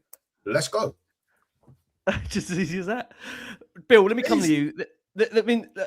Mackie, you're right. If they want to show the money and they can convince him to join, I think, it's the thing, money does pretty much get you everything or anything in the world the way the world does, right? I mean, I think money does make the world go round. When it makes Tottenham's world go round, another question. There's been a suggestion, Bill, again, it's unsubstantiated this. So again, I'm allegedly saying this. So, I'm just going to rattle off what the kind of speculations around Paratici, and people can make their mind up whether they believe it or not. There's been a suggestion that he was maybe unhappy of not being able to bring Leonardo Gabbanini back as a head scout and to work with the academy, because I think Lang was allowed to bring in Rob McKenzie to help and assist the scouting for players. And Paratici's loyalty to Gabbiadini runs deep. He was, somebody who worked alongside Paratici while he was banned. And, if Paratici heads to Fiorentina, he can have the full control of the workforce, something he hasn't got at Tottenham. Gabbiadini, I think, was pretty much influential in bringing Vuskovic to the club, Kulusevski to the club, Doggy to the club, Vicario, whilst also running Spurs' academy over the last couple of years when he was at the job and being told he was doing a very, very good job. We also mustn't forget, Paratici probably was Daniel Levy's man. You have to bear that in mind as well. And look, the Paratici tenure, as we know, has not come with just all wins because there was, again, definitely conflictions around some of his appointments around managers, where you think, obviously, he was pretty much in control of that Nuno Espirito Santo appointment, pushing him through. He also, just for fair balance, did bring the likes of, I think, Longley, Galini, Royale, Dan Juma on loan, Hill, Hill, for example. So, look. Who was that one before Hill? Dan Juma. Oh, Dan Juma, blimey. Oh, yeah, I forgot about Dan Juma. No, so he's not had wins. He's not had wins. People are going to point towards his success. Dan Juma scored a brilliant goal against Preston in a cup. I was in the away end. It was great goal. Go on, Dan. But people will point to the wins, the Romeros, the Kulusevski, the Bentancurs, and obviously bringing through the likes of the Doggies. And again, Sarman's maybe the jury's out on him at the moment. Spence, another one. What does that tell you, Bill? Do you think there's more to this than we know? Because, we go back to what, I think George was saying earlier. Maybe because Spurs are in talks with Rafi Mawson, who would become our head of football operations. Is that maybe entwined with this, Bill, when we don't know the lesser? Or do you think the fact Gabbiadini was such a prominent person to feature in Paratici's time at Spurs, that fact he might not be able to bring him back could be a factor as to why he just thinks, what? If I haven't got the control, there's no point me staying here. I think so, and it is interesting how it's only unravelled so quickly, though. I know that one thing I'll say about Gabbiadini is I think he was at the helm of one of our best transfer windows in recent memory when Paratici got the ban, and then Gabbiadini came in Ange's first transfer window, and we signed Van der Ven, Vicario, and Maddison, and I think. Was it Udogi that we signed someone else. Signed someone else on a loan as well. And they were all transfers done really quickly early in the window, and we had a really decent summer that summer. So I think he is quite a competent guy, and he's obviously got a decent eye for a scout as well. I just kind of get the impression at the moment, I kind of wonder if we're just better off having a clean break from Langer and Paratici and just starting with something new, because I think there's so much tied to a period of that's been so dire for Tottenham, so much baggage to it. And I think we're already kind of seeing that right now. And I think the idea that Langer was sort of promoted to director of football and then demoted again to sort of head of the kids, and now he's going to be promoted again to director of football. I think we need a clean break from both of these guys at the moment. I think we need to start something new, because there's just so much baggage of what we're seeing at the moment. And this is, it's only speaking to the fact that Paratici is already trying to move. I think bringing them both in at the same time, I think was a mistake. I don't think you can have two directors of football. I know it's happened. I know obviously Chelsea apparently have done it, haven't they? And Brighton have done it, but it's not, it's not something that's happened. I think there must be some tension there with Langer, who's basically essentially been demoted but promoted. I think we'd be better off having a clean break and starting afresh. Obviously, the Lewis family have not done that, but maybe this would be a chance to think, right, Paratici's gone, so we're going to bring in someone in, like, let's be really ambitious and bring Louis Campos in from PSG, do what Lee says. Exactly and who I was going to recommend. An infinite amount of money that you want. We'll pay you whatever you want to take you away from PSG. You've won the Champions League at PSG. Come on, you've completed football at PSG. They've won every single trophy going this summer, apart from the Club World Cup. Go and get him in and say, sorry, Langer, we want to give someone guy full control of the football club and go from there, because I think, this whole Paratici and Langer thing, there's just so much baggage with it. I think we need a clean break from it all, to be honest with you. Yeah. Louis Campos' talent ID in look what he's done at PSG, man. In League One is incredible. And that actually right now, the French league is the closest in terms of physicality to the Prem. And we're seeing far more success recently of players moving from League One to the Premier League than we are seeing. And he does not miss that. That guy does not. No, miss. And this is what, if Lee's saying earlier about throwing the bag at Klopp, throw the bag at Campos. He could transform. Didn't he work with Didn't he work with Pochettino for a period? Forgive me, at PSG. Yeah, he would have done. Yeah, he would have done. But United tried to get him last year. Just dropping that in there. Just dropping that in there. Menu tried to get him last year, and he signed a new deal in May until 2030 with PSG. So give him everything. Give him the bag. I do know there's people that are not Spurs fans that watch this show that just whenever we do these shows think this is chaos. You know, they do look at this and think we are chaos, right? Because no one can understand how you can have so many different managers, so many different board members, so many different directors of footballs, and it goes round and round in circles, and no one gets a fair shot here to actually try and make it work. And it's not a coincidence, mate. It's the symptom of weak leadership, is what it is. It's like there's no strong leadership at the club. Well, there hasn't been for the last 20 plus years, anyway. Yeah. I'm conscious of time. I'm very conscious of time. Maka, you said get your bingo card out, team. We ain't had that for a while. You said, Maka, earlier that 8-9 days away from the window, they must have a plan. Is this part of the plan to lose one of the senior members of staff there, but have maybe this Rafi Mawson guy come in and be already prepared in terms of what they want to do? Because my worry, me telling you this, is that 72 hours ago, we're being told that we're being aggressively trying to move for Anton Semenyo, and then 72 hours later, we're being told he's politely turning us down. You would think you would think to ridicule the club. I swear, half these people that say this stuff, but they just want to batter Spurs. Like, here's my reality on it. Whether go for it. Spurs go for it. This is my reality on it. Yeah, you at the end of the day, if he don't want to be at this club, Paratici, Lang, freaking anyone else, they shouldn't be at the club. You shouldn't be making adjustments to your club, your no negotiables, the way you operate, your why, whatever you want to call it. You should not be making allowances if you don't want to be there. If you don't want to be there, that says it all. Goodbye. Go. This is the leadership. This is the lack of leadership that Billy is talking about. Like, you can't bend for other people. Like, we are Tottenham Hotspur Football Club. You either want to be here and you don't. And this is the reality. This is what Ange did. And then from a manager point of view, I'm not like saying bring it back, but with the players, as Billy said earlier, he sit down with, mate, I'm winning trophies here. If you want to come with me on that journey, let's go. But if you don't, no bother. But don't. I'm not going to try and like, oh please come. And to let you come back in, Maka, you know, Ange wasn't for me, but you know, one thing that has come across is how much he really did say to the players, "You're going to come here and win trophies." And the worry for me is the message now is, you're going to come here and we're going to try and get in the top 4 to top 5. Right, but equally, but again, forget Ange for a second. I know I just brought back up. It's about the person that's coming. Hey, Prati, do you want to be here? Do you want to run our stuff? Like, because if you do, then amazing. But if you don't, then goodbye. Like, do you see what I mean? Like, that's leadership. That's a point of saying we'll figure it out. Yeah, the top leaders figure it out. That's what they do. We figure it out, and I'm sure, and I think they'll figure it out. I do. I reckon the board will figure it out. But what we can't be doing is constantly chasing and waiting for people and making an excuse. Oh, Paratici. Oh, right. You want to go? Goodbye. Let's go. We'll have somebody else coming in, or we won't. What was interesting in Billy T, you said earlier about Aston Villa, like, look at what Villa are doing. Wasn't Lange let go by Villa? Yeah, they had a party. They actually had a party when he left. Yeah, do you know what I mean? It's mad, isn't it? And demoted before that as well. He was their director of football. We got demoted at Villa, and then demoted, and they let him go. Then a party. Yeah, it's similar happens again. So I think, you know, we talk about ambition, and we talk about fighting on 4 fronts, and we talk about director of football change. Can't we just fight on one front at the moment? If I get the 4, I just want to fight on one front.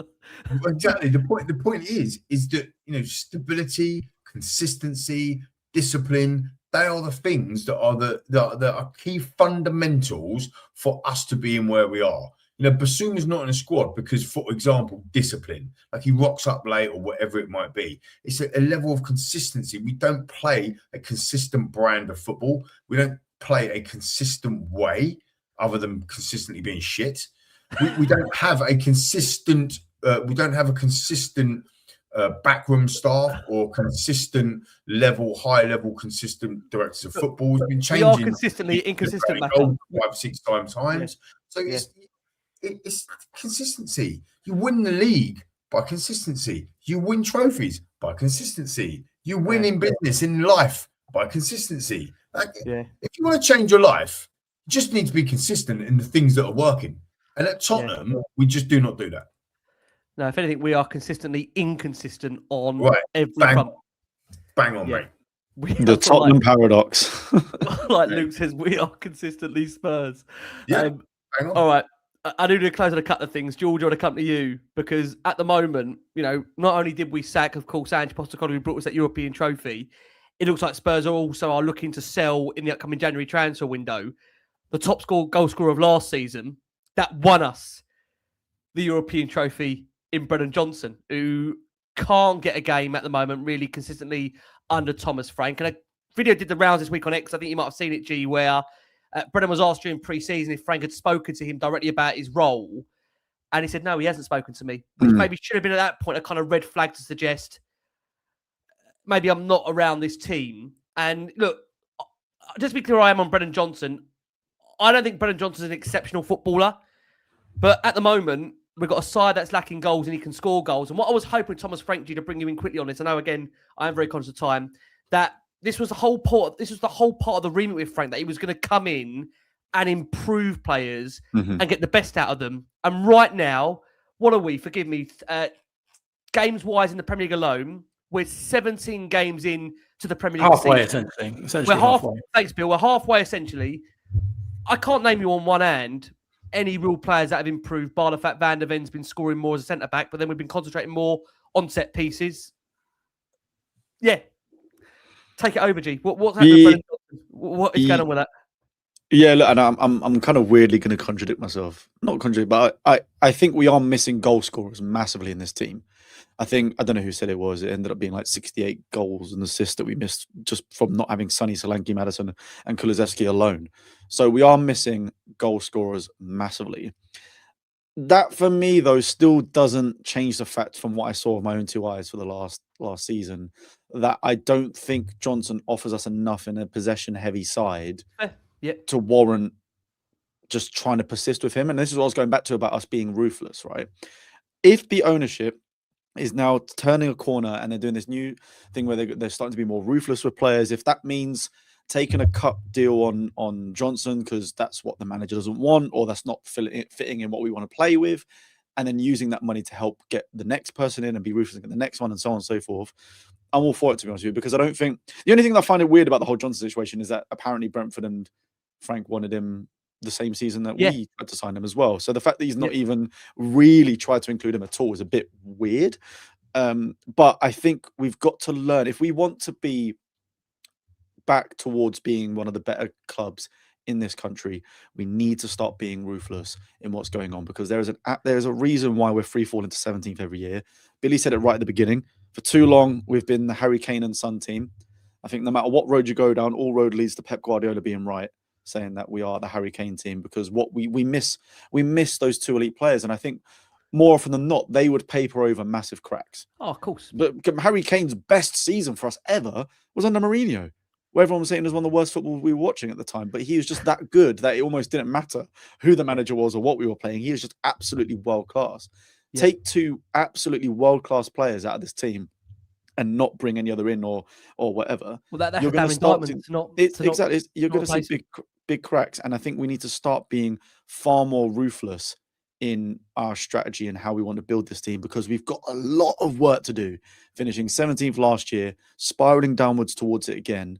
And we don't have the luxury this time of three promoted teams being as bad as they were last year. Granted, Burnley and Wolves look terrible, but there's still a long way to go in the season. So I think, look, if they don't see Johnson fit for purpose, and as much as I absolutely adore him for what he did in May, we have to start learning to be a bit ruthless with our recruitment and learn to sell players for better value than we have done in the past. Yeah, and I think in my opinion, if we were to just keep Johnson and Frank continue to not use him and this, that, and the other, his value is just going to decline until we start getting in these loans to obligation options that will never pay off, and then he ends up leaving for free. That's going to happen eventually. So if we can cut our losses now and use that to bring in the player that is hopefully going to bring us forward a bit more, then I'll be for it. Yeah, Bill, to come to you, we're going to close on Lee. We spent 47.5 million, Bill, on Brennan Johnson. Look, we're not, in my opinion, going to get anywhere near that return for him. And just for balance in terms of what I'm saying, I don't think Johnson is going to improve massively as a player. I don't think we're losing somebody that I'm going to look back at 3 or 4 years and think, God, we made a mistake in letting him go. but he does score goals, and we're a team aren't scoring goals. I mean, are you surprised that Frank hasn't utilised him more, hasn't used him more? Again, like George said there, a player that he wanted to sign when he was at Brentford. Or do you think he's just come in, worked with him in training, and just thought, do you know what? I just can't get him up to the level. But again, I'll go back to that point. That is what Thomas Frank was brought in for. He's brought in to improve players, to adapt, to tweak, to adjust. Very little tweaking. Well, if anything, we've been adjusting so much and tweaking so much, we don't even know what the starting lineup is going to be anymore. I mean, that's part of the massive problem. What are you saying, Bill, on this? Yeah, I think this goes to what we were talking about earlier, is that there was no sort of cohesion in binning off Ange and getting in Frank. Johnson was a really good system player for Ange. He was a back post specialist who scored goals. And then we've brought in a manager with a completely different system, completely different philosophy, much more pragmatism. And Johnson just does not fit the system in any way whatsoever. The way that Frank plays wingers like Kudus, Johnson is not that winger. He's much more of a sort of box specialist who scores goals.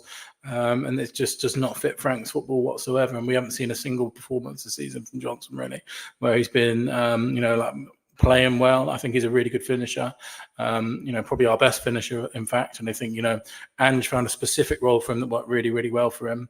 But at the end of the day, he's just not going to fit this Thomas Frank team. And I think in terms of value, we'll probably might be lucky to get 20 to 30 million from him. But when you have to counter in the fact that he won the Europa League for us with a goal in the final, I'll happily take the hit. That's sometimes you got to take the hit in football. I think our previous chairman would be very reluctant to sell players for a 20, 30 million hit, and that's probably why they stuck around for so long. But can anyone complain about taking a hit on Brendan Johnson when he won us Europa League?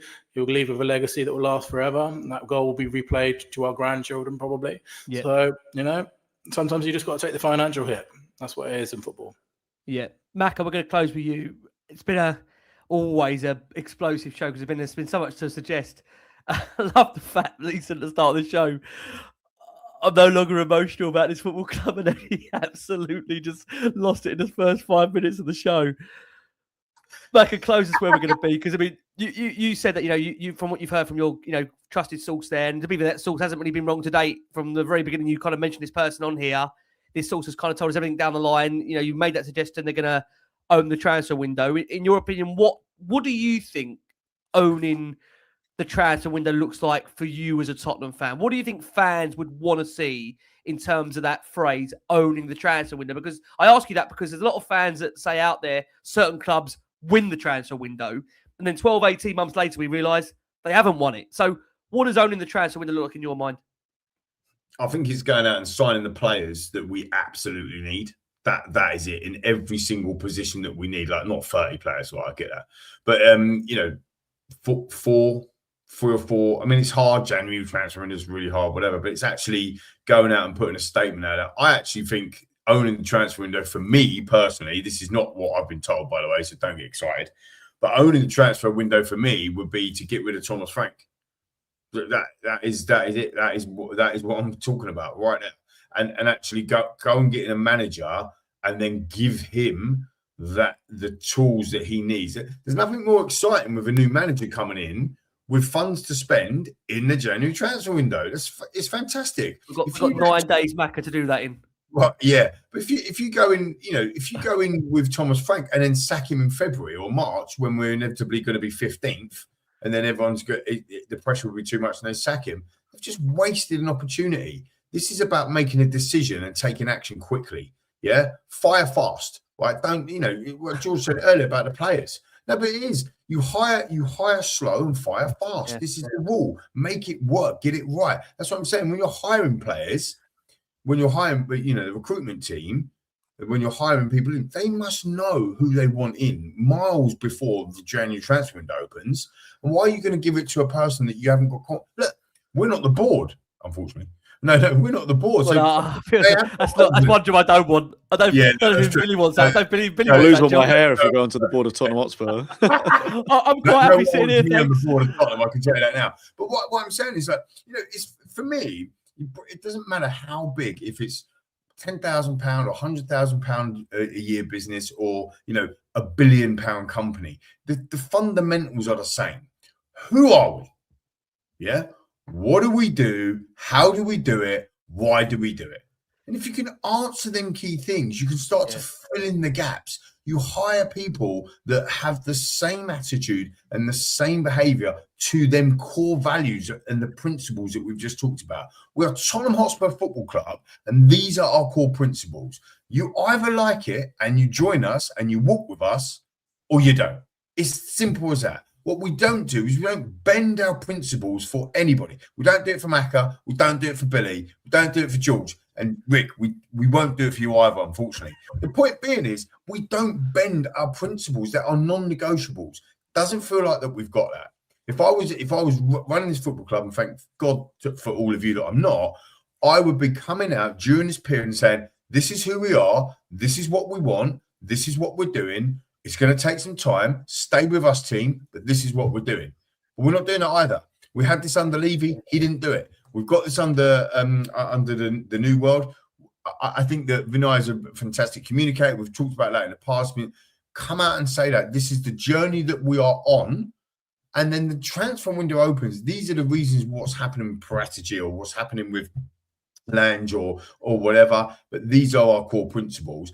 And then let that sink in. Let that drip into the players that we're going after. Let that drip into the fans. Let that drip into the media. And then we can go and start to build on something that can... Look, turning things around is very, very quick. It can be very quick, Rick. Quicker than me talking. But it's an important point, right? It's an important point because people are searching for the how. This is the freaking how. This is how you do it, right? You can change the pendulum from...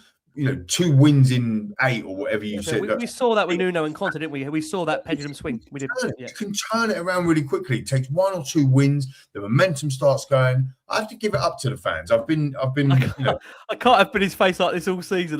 He had that face to the camera. We can't have that all season. That face. Yeah. It just feels right now, Macca. Just let you come back in. Everyone. I speak to a lot of Spurs fans out, and I know you do too. Bless you. Everyone's so depressed. I mean, football's meant to be an escapism, right? I mean, there's no excitement or joy right now, whether you're going to the stadium, away from the stadium, whether you're on your way to work or, personally just think about Tottenham. It just feels like you just get absolute migraine. Think about this club and what is happening and where we're going and what we're trying to do. Sorry to interject, but I think what makes it worse is that it's almost like empty promises. Because it's back again to that point about the whole, when you're going to compete on all 4 fronts. Yeah. All right. We didn't bring a squad or maybe even the manager to compete on those 4 fronts. Every week, it's actions speak louder than words. Every week we're hearing Thomas Frank saying, I'm going to play front-footed attacking football. He said that minutes before kickoff against Nottingham Forest in that interview on the side of the pitch. I'm playing front-footed attacking football today. Did we see that on the pitch? Absolutely not. And you can't say that's just down to the players not being the players because they've shown against like Copenhagen they can do it. Do you know what I mean? So but George, not just him. Vicario come out. This is again. I know we've got to wrap up, and I know Macca will want to come back in on this point. George, you can stick with you for a second, and then we'll go to Billy.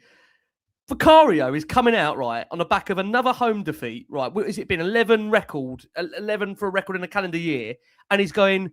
We showed unbelievable mentality.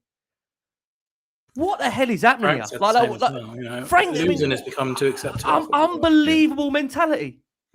We've lost that completely. And again, I know we have to. I see on every pod that you guys do. I have to reiterate: this is not a cry for Ange to come back. It's absolutely not. And people but the mentality that he was installing in the club was that of a winning team, and we got that.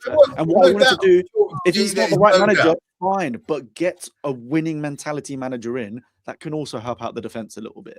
The mentality has gone from that, although be it the football probably wasn't good enough, to then also having bad football and a god-awful mentality that we should be happy that we looked a little bit better against Liverpool, but do you know what I mean? It's just so frustrating. We've become too comfortable losing at this football club. Losing has become too, exactly. The thing is, it goes back to the very quickly, the conversation about we can't get. Okay, Klopp's obviously an extreme example.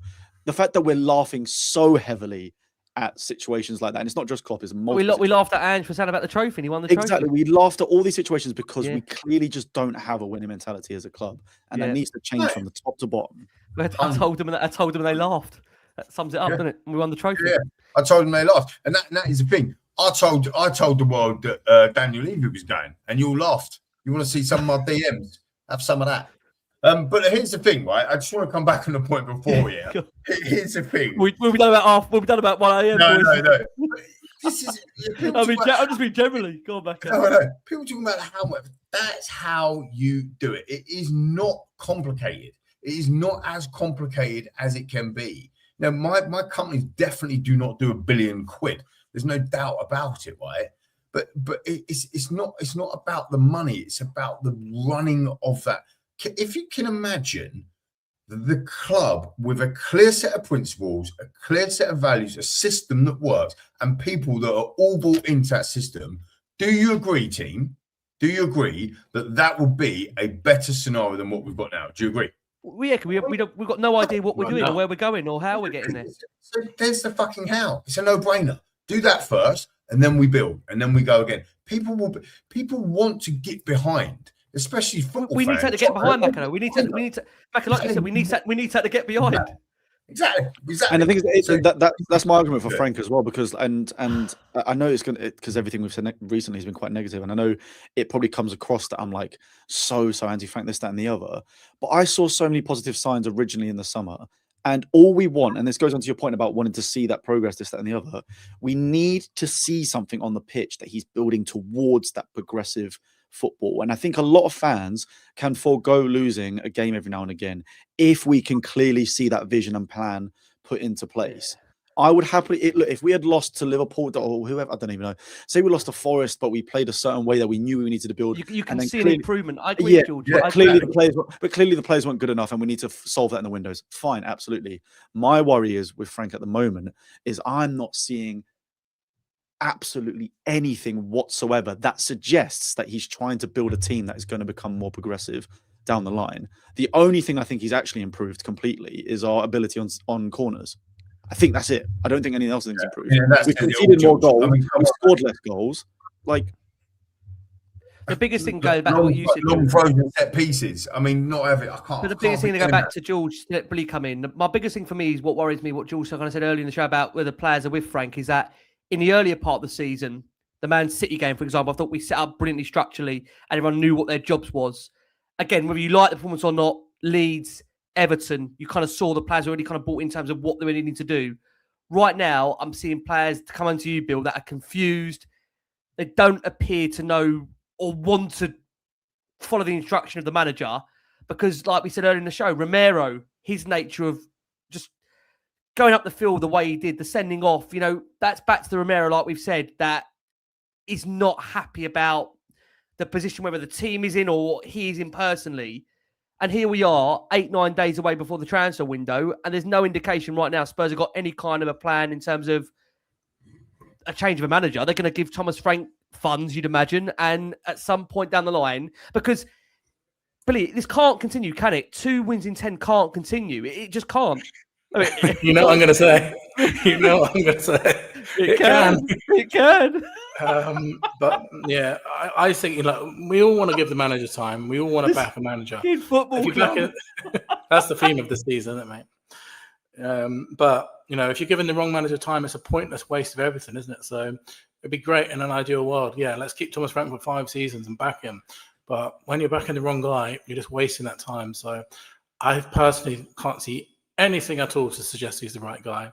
So I think Lee is right. We're not in a relegation. Just to be clear, we're not in a relegation battle, are we, Billy? Yet. We are 9 points away from West Ham. We're 9 points away from West Ham, who've only won 3 games this season. But Forest and Leeds are a genuine chance. Forest play on the Monday night where they could trim that game into further to Tottenham to 2 points. Yeah, I mean, you only have to look at our upcoming fixtures of Palace, Brentford, and Sunderland.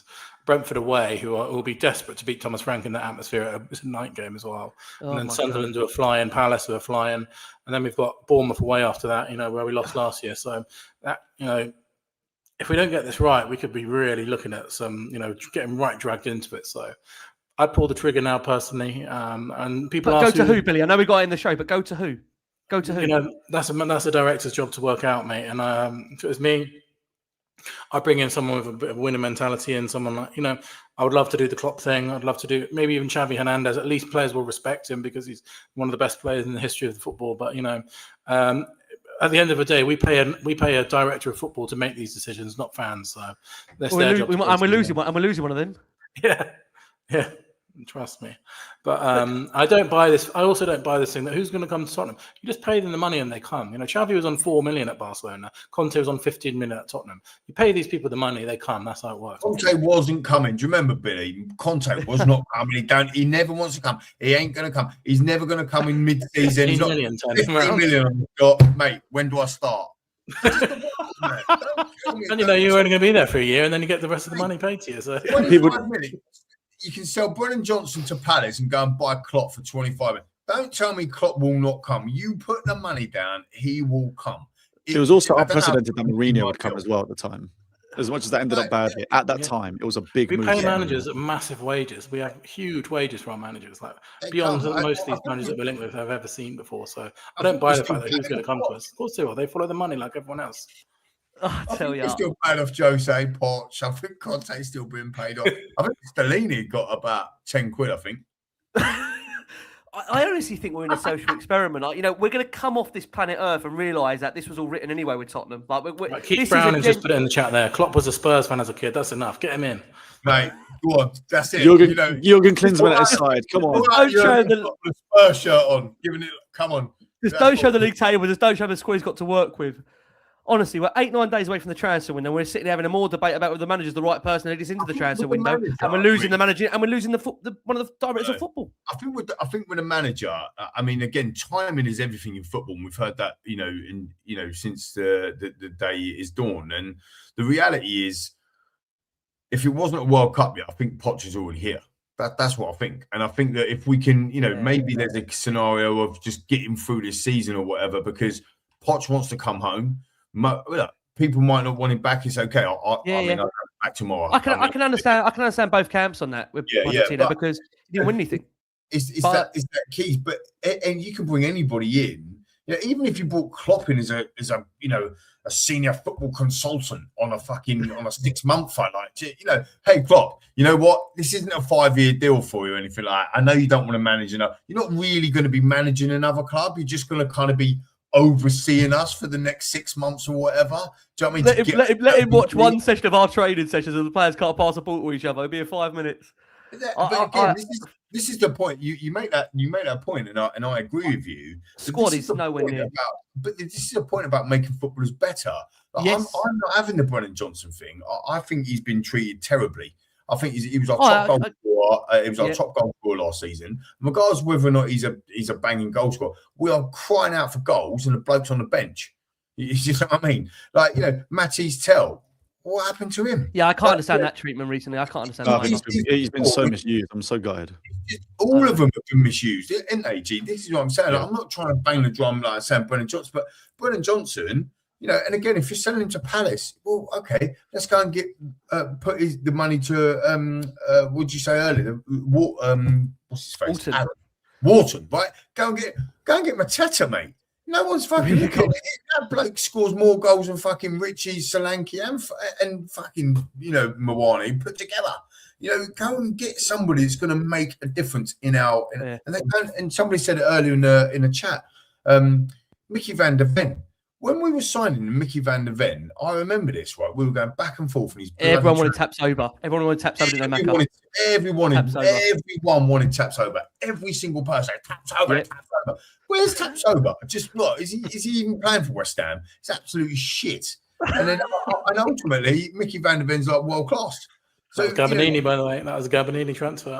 Gabbanini, right? So the thing is, you don't have to go. Owning the window doesn't mean you have to go and buy. The top name. They just need a player that fits in the system. We ain't got a system, so we're going to struggle. And then we haven't got a system. We ain't got a set of values either, so we're going to struggle even more. So that's the thing. You got to build. And maybe actually, I've just talked myself into contradicting what I said right at the beginning. A rebuild. We didn't need a rebuild. Oh, actually, yeah, we do. I also think that with the manager situation is we're stuck between a rock and a hard place, because like you say, the timing of the World Cup's a nightmare. Because I love Nagelsmann. I think he's a phenomenal manager. Again, manager of Germany. He's not going to leave at least before the World Cup. And I think the options out there at the moment, if you do sack Frank now, halfway through the season, you either got to say we're going to have an interim for half a season before we No, try and Ryan get Mason. Poch. Ryan Mason's got a job. Ryan Mason. He's struggling at West Brom. Or you Chris Davis. Where's Chris Davis back? Or you've got to commit to a Xavi, and then maybe you have to give him time, and then Poch is out the window again. Do you know what I mean? Like we're stuck in such a crap situation right now, I think. So to conclude the show, that we only need a new manager, a new director of football, and a new playing squad. Yeah. We've got to support. Apart from that, we're absolutely fine.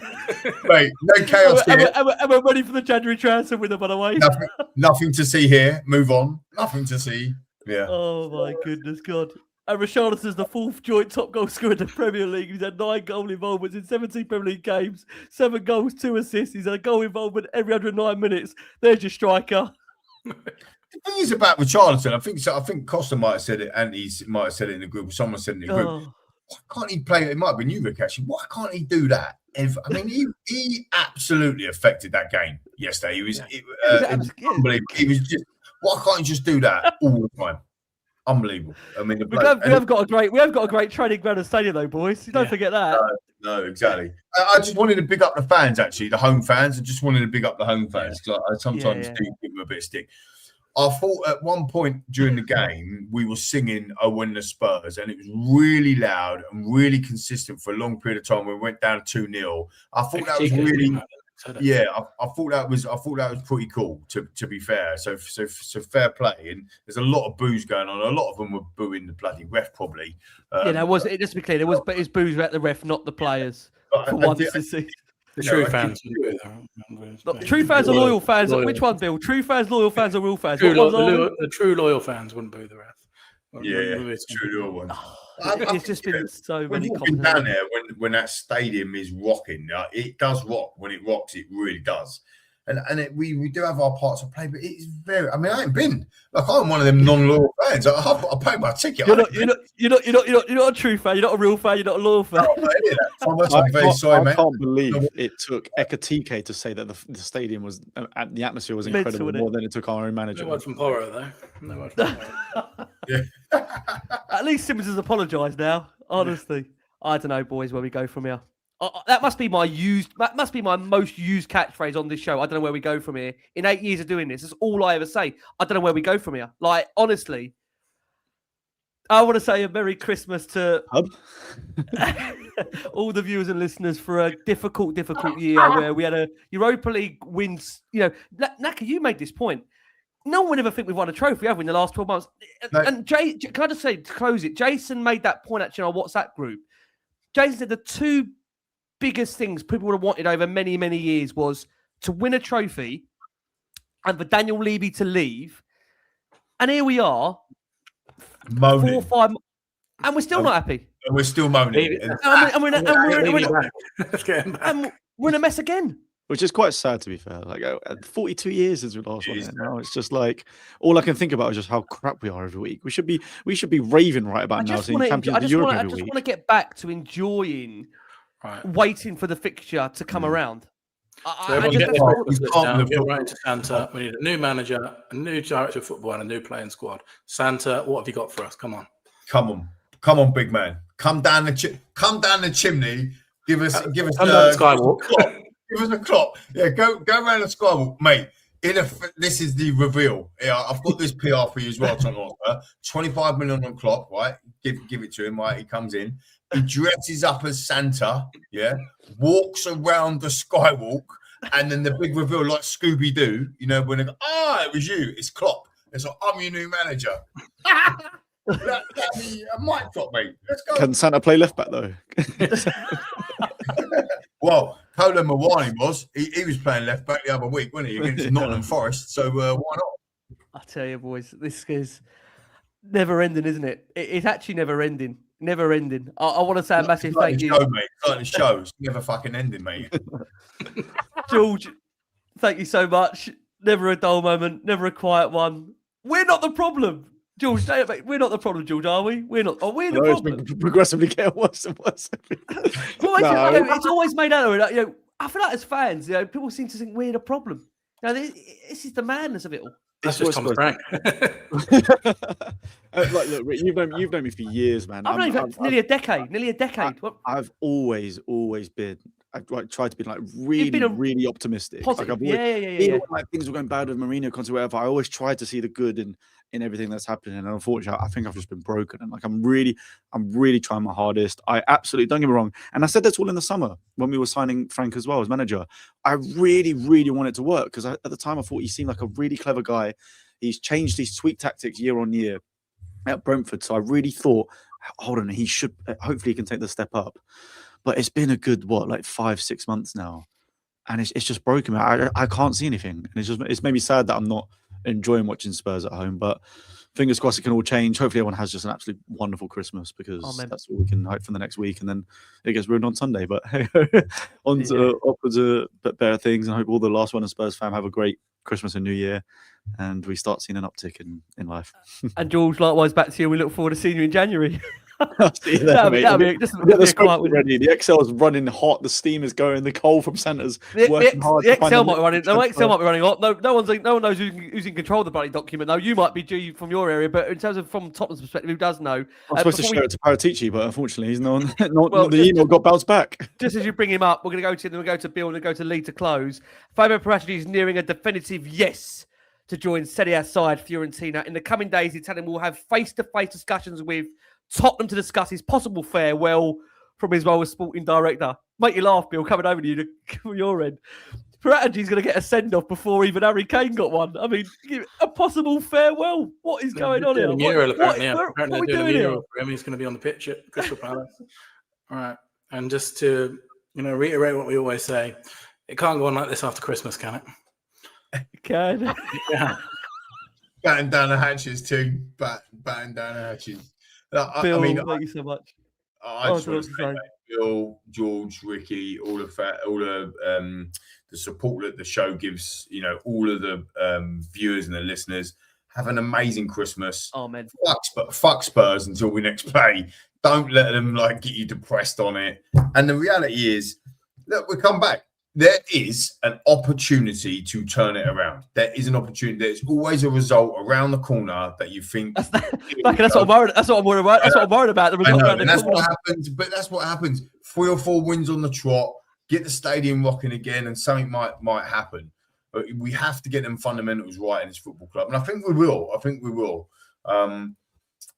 I just don't think there's an injection of a big signing that coming through the door in January is going to make much difference. Yeah. I actually think what's make more difference is that we can get a style of play that I can get on board with. Being selfish, get some identity. Yeah, I think that's the biggest win. We're going to close with Lee, but very quickly, Bill. Tifo for Paratici? Yes, mate. Yeah, no criminal. Get it done. We'll get return on the shelf on that straight away before they fix the Villa situation. We had a ticket in for that game. Lee, thank you very much, mate. It's been an eventful year for sure. And like I say, mate, you've been with us for the last 10 years doing this, and it's mad, isn't it? After 10 years, I know you've been on less this season, but you would think, at some point you come on to a bit of calmness of water, if that's even a phrase. So I completely messed that up. But we're in a point now where we don't know what's around the corner. There's never a dull moment, though, is there? It's just absolute social experiment. Mac, and to close with you, mate. The best bit of advice that I could give you, Rick, is you love Love Island so much. It's coming back soon. I've got to try and share that in January. Join with the transfer window. Ryland's hosting a Love Island spin-off called Naked something or other, and they're basically dating naked. It's insane. Go and check it out, son. You're gonna love it. And darts. Don't forget the darts. Yeah, and the darts, mate. More through balls than first. Get on the ping pong or whatever it is. It's every other program by Tottenham, isn't it? Every other thing is to avoid. Just avoid this. I think massive, huge respect to everybody. Thanks for all the support. Massive Christmas. Have an amazing Christmas. We'll get some wins. I tell you what, who we got next? I don't even know. Palace. Is it Palace? Mate, we're going to get absolutely battered. And they just got thumped by Leeds. Away, mate.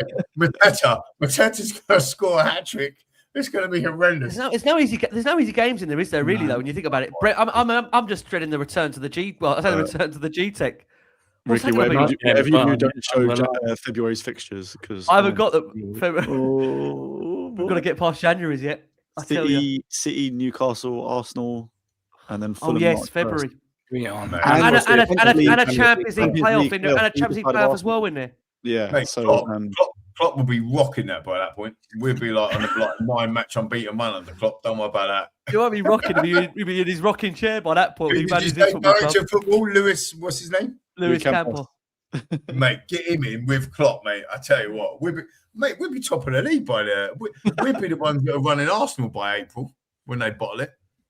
I'll tell you what, like Billy said earlier, that was funny what Billy said on his ex account on the Saturday about Man City when West Ham came. That's our only hope, isn't it? That's our only hope this season. Genuinely, I scored my timeline and I was like, what the hell is he talking about? I was like, yes. It's honestly like Benny Hill, isn't it? I mean, even the show at Benny, like the subjects we discuss on here, like, you know, you've all said, who discusses the board members, the financial... Every week. I'll see you for the next one, Paul. We got to close. Listen, all economics, our good friend Rick, he's had to redo that diagram about 15 times. There's been so many structure changes. 13, even the structures. Big up Connor. He's done that. What's our expected spend and all that? Let us get someone in, George, for God's sake. We've got to replace Paratici first. George, thank you so much. Star, George Achillia. Legacy podcaster with us for the last how many years. Billy's more fresh off the block, but to be fair, Billy has been hammered by the football club so much that we've now brought Billy on a weekly basis just as a therapist for the show. And Lee, who we love having on it, Maka, who we love on it, is dipping in and out, blessing whenever he can around work and, of course, commitments elsewhere. Maka, thank you so much again for the amount of commitment you've given to this show. Let's see where it takes us from G, from Billy, from Maka. Please, I'll just say one thing. Can we all just give a massive Merry Christmas to our fearless leader, Ricky Sachs? Ricky Sachs. You never take the ball, so we've got to give it to you somehow. Oh, honestly, guys, I just, the thing I will say with Tottenham is, as crazy as it is, you're blessed by the fact, it's never going to be quiet. It honestly is. But in a way, would be nice to have a little bit of calmness sometimes. Not that you feel like you're always going to go into a crisis, but look, Bill, thank you so much, mate. Sending you loads of love. G, thank you. Maka, thank you. Guys, for those that are going to be dipping in and out over the Christmas period, we are going to have you covered, as always. But for those that are dipping out, for those that don't catch the show always, we wish you a very Merry Christmas. Love to your family, friends out there. It is a time of course, joy. And we are also acutely aware it's also a time where not everybody has people around them. And a lot of people look to this show and to Spurs to give them an escapism. And we are really aware that right now it's hard to find that escapism. So look, we send our love to everybody out there and we'll be with you every step of the way for as much as we can. But from G, from Billy, from Maka, from me, we've been the last one of Spurs. Keep safe, keep well. And as always, come on you Spurs.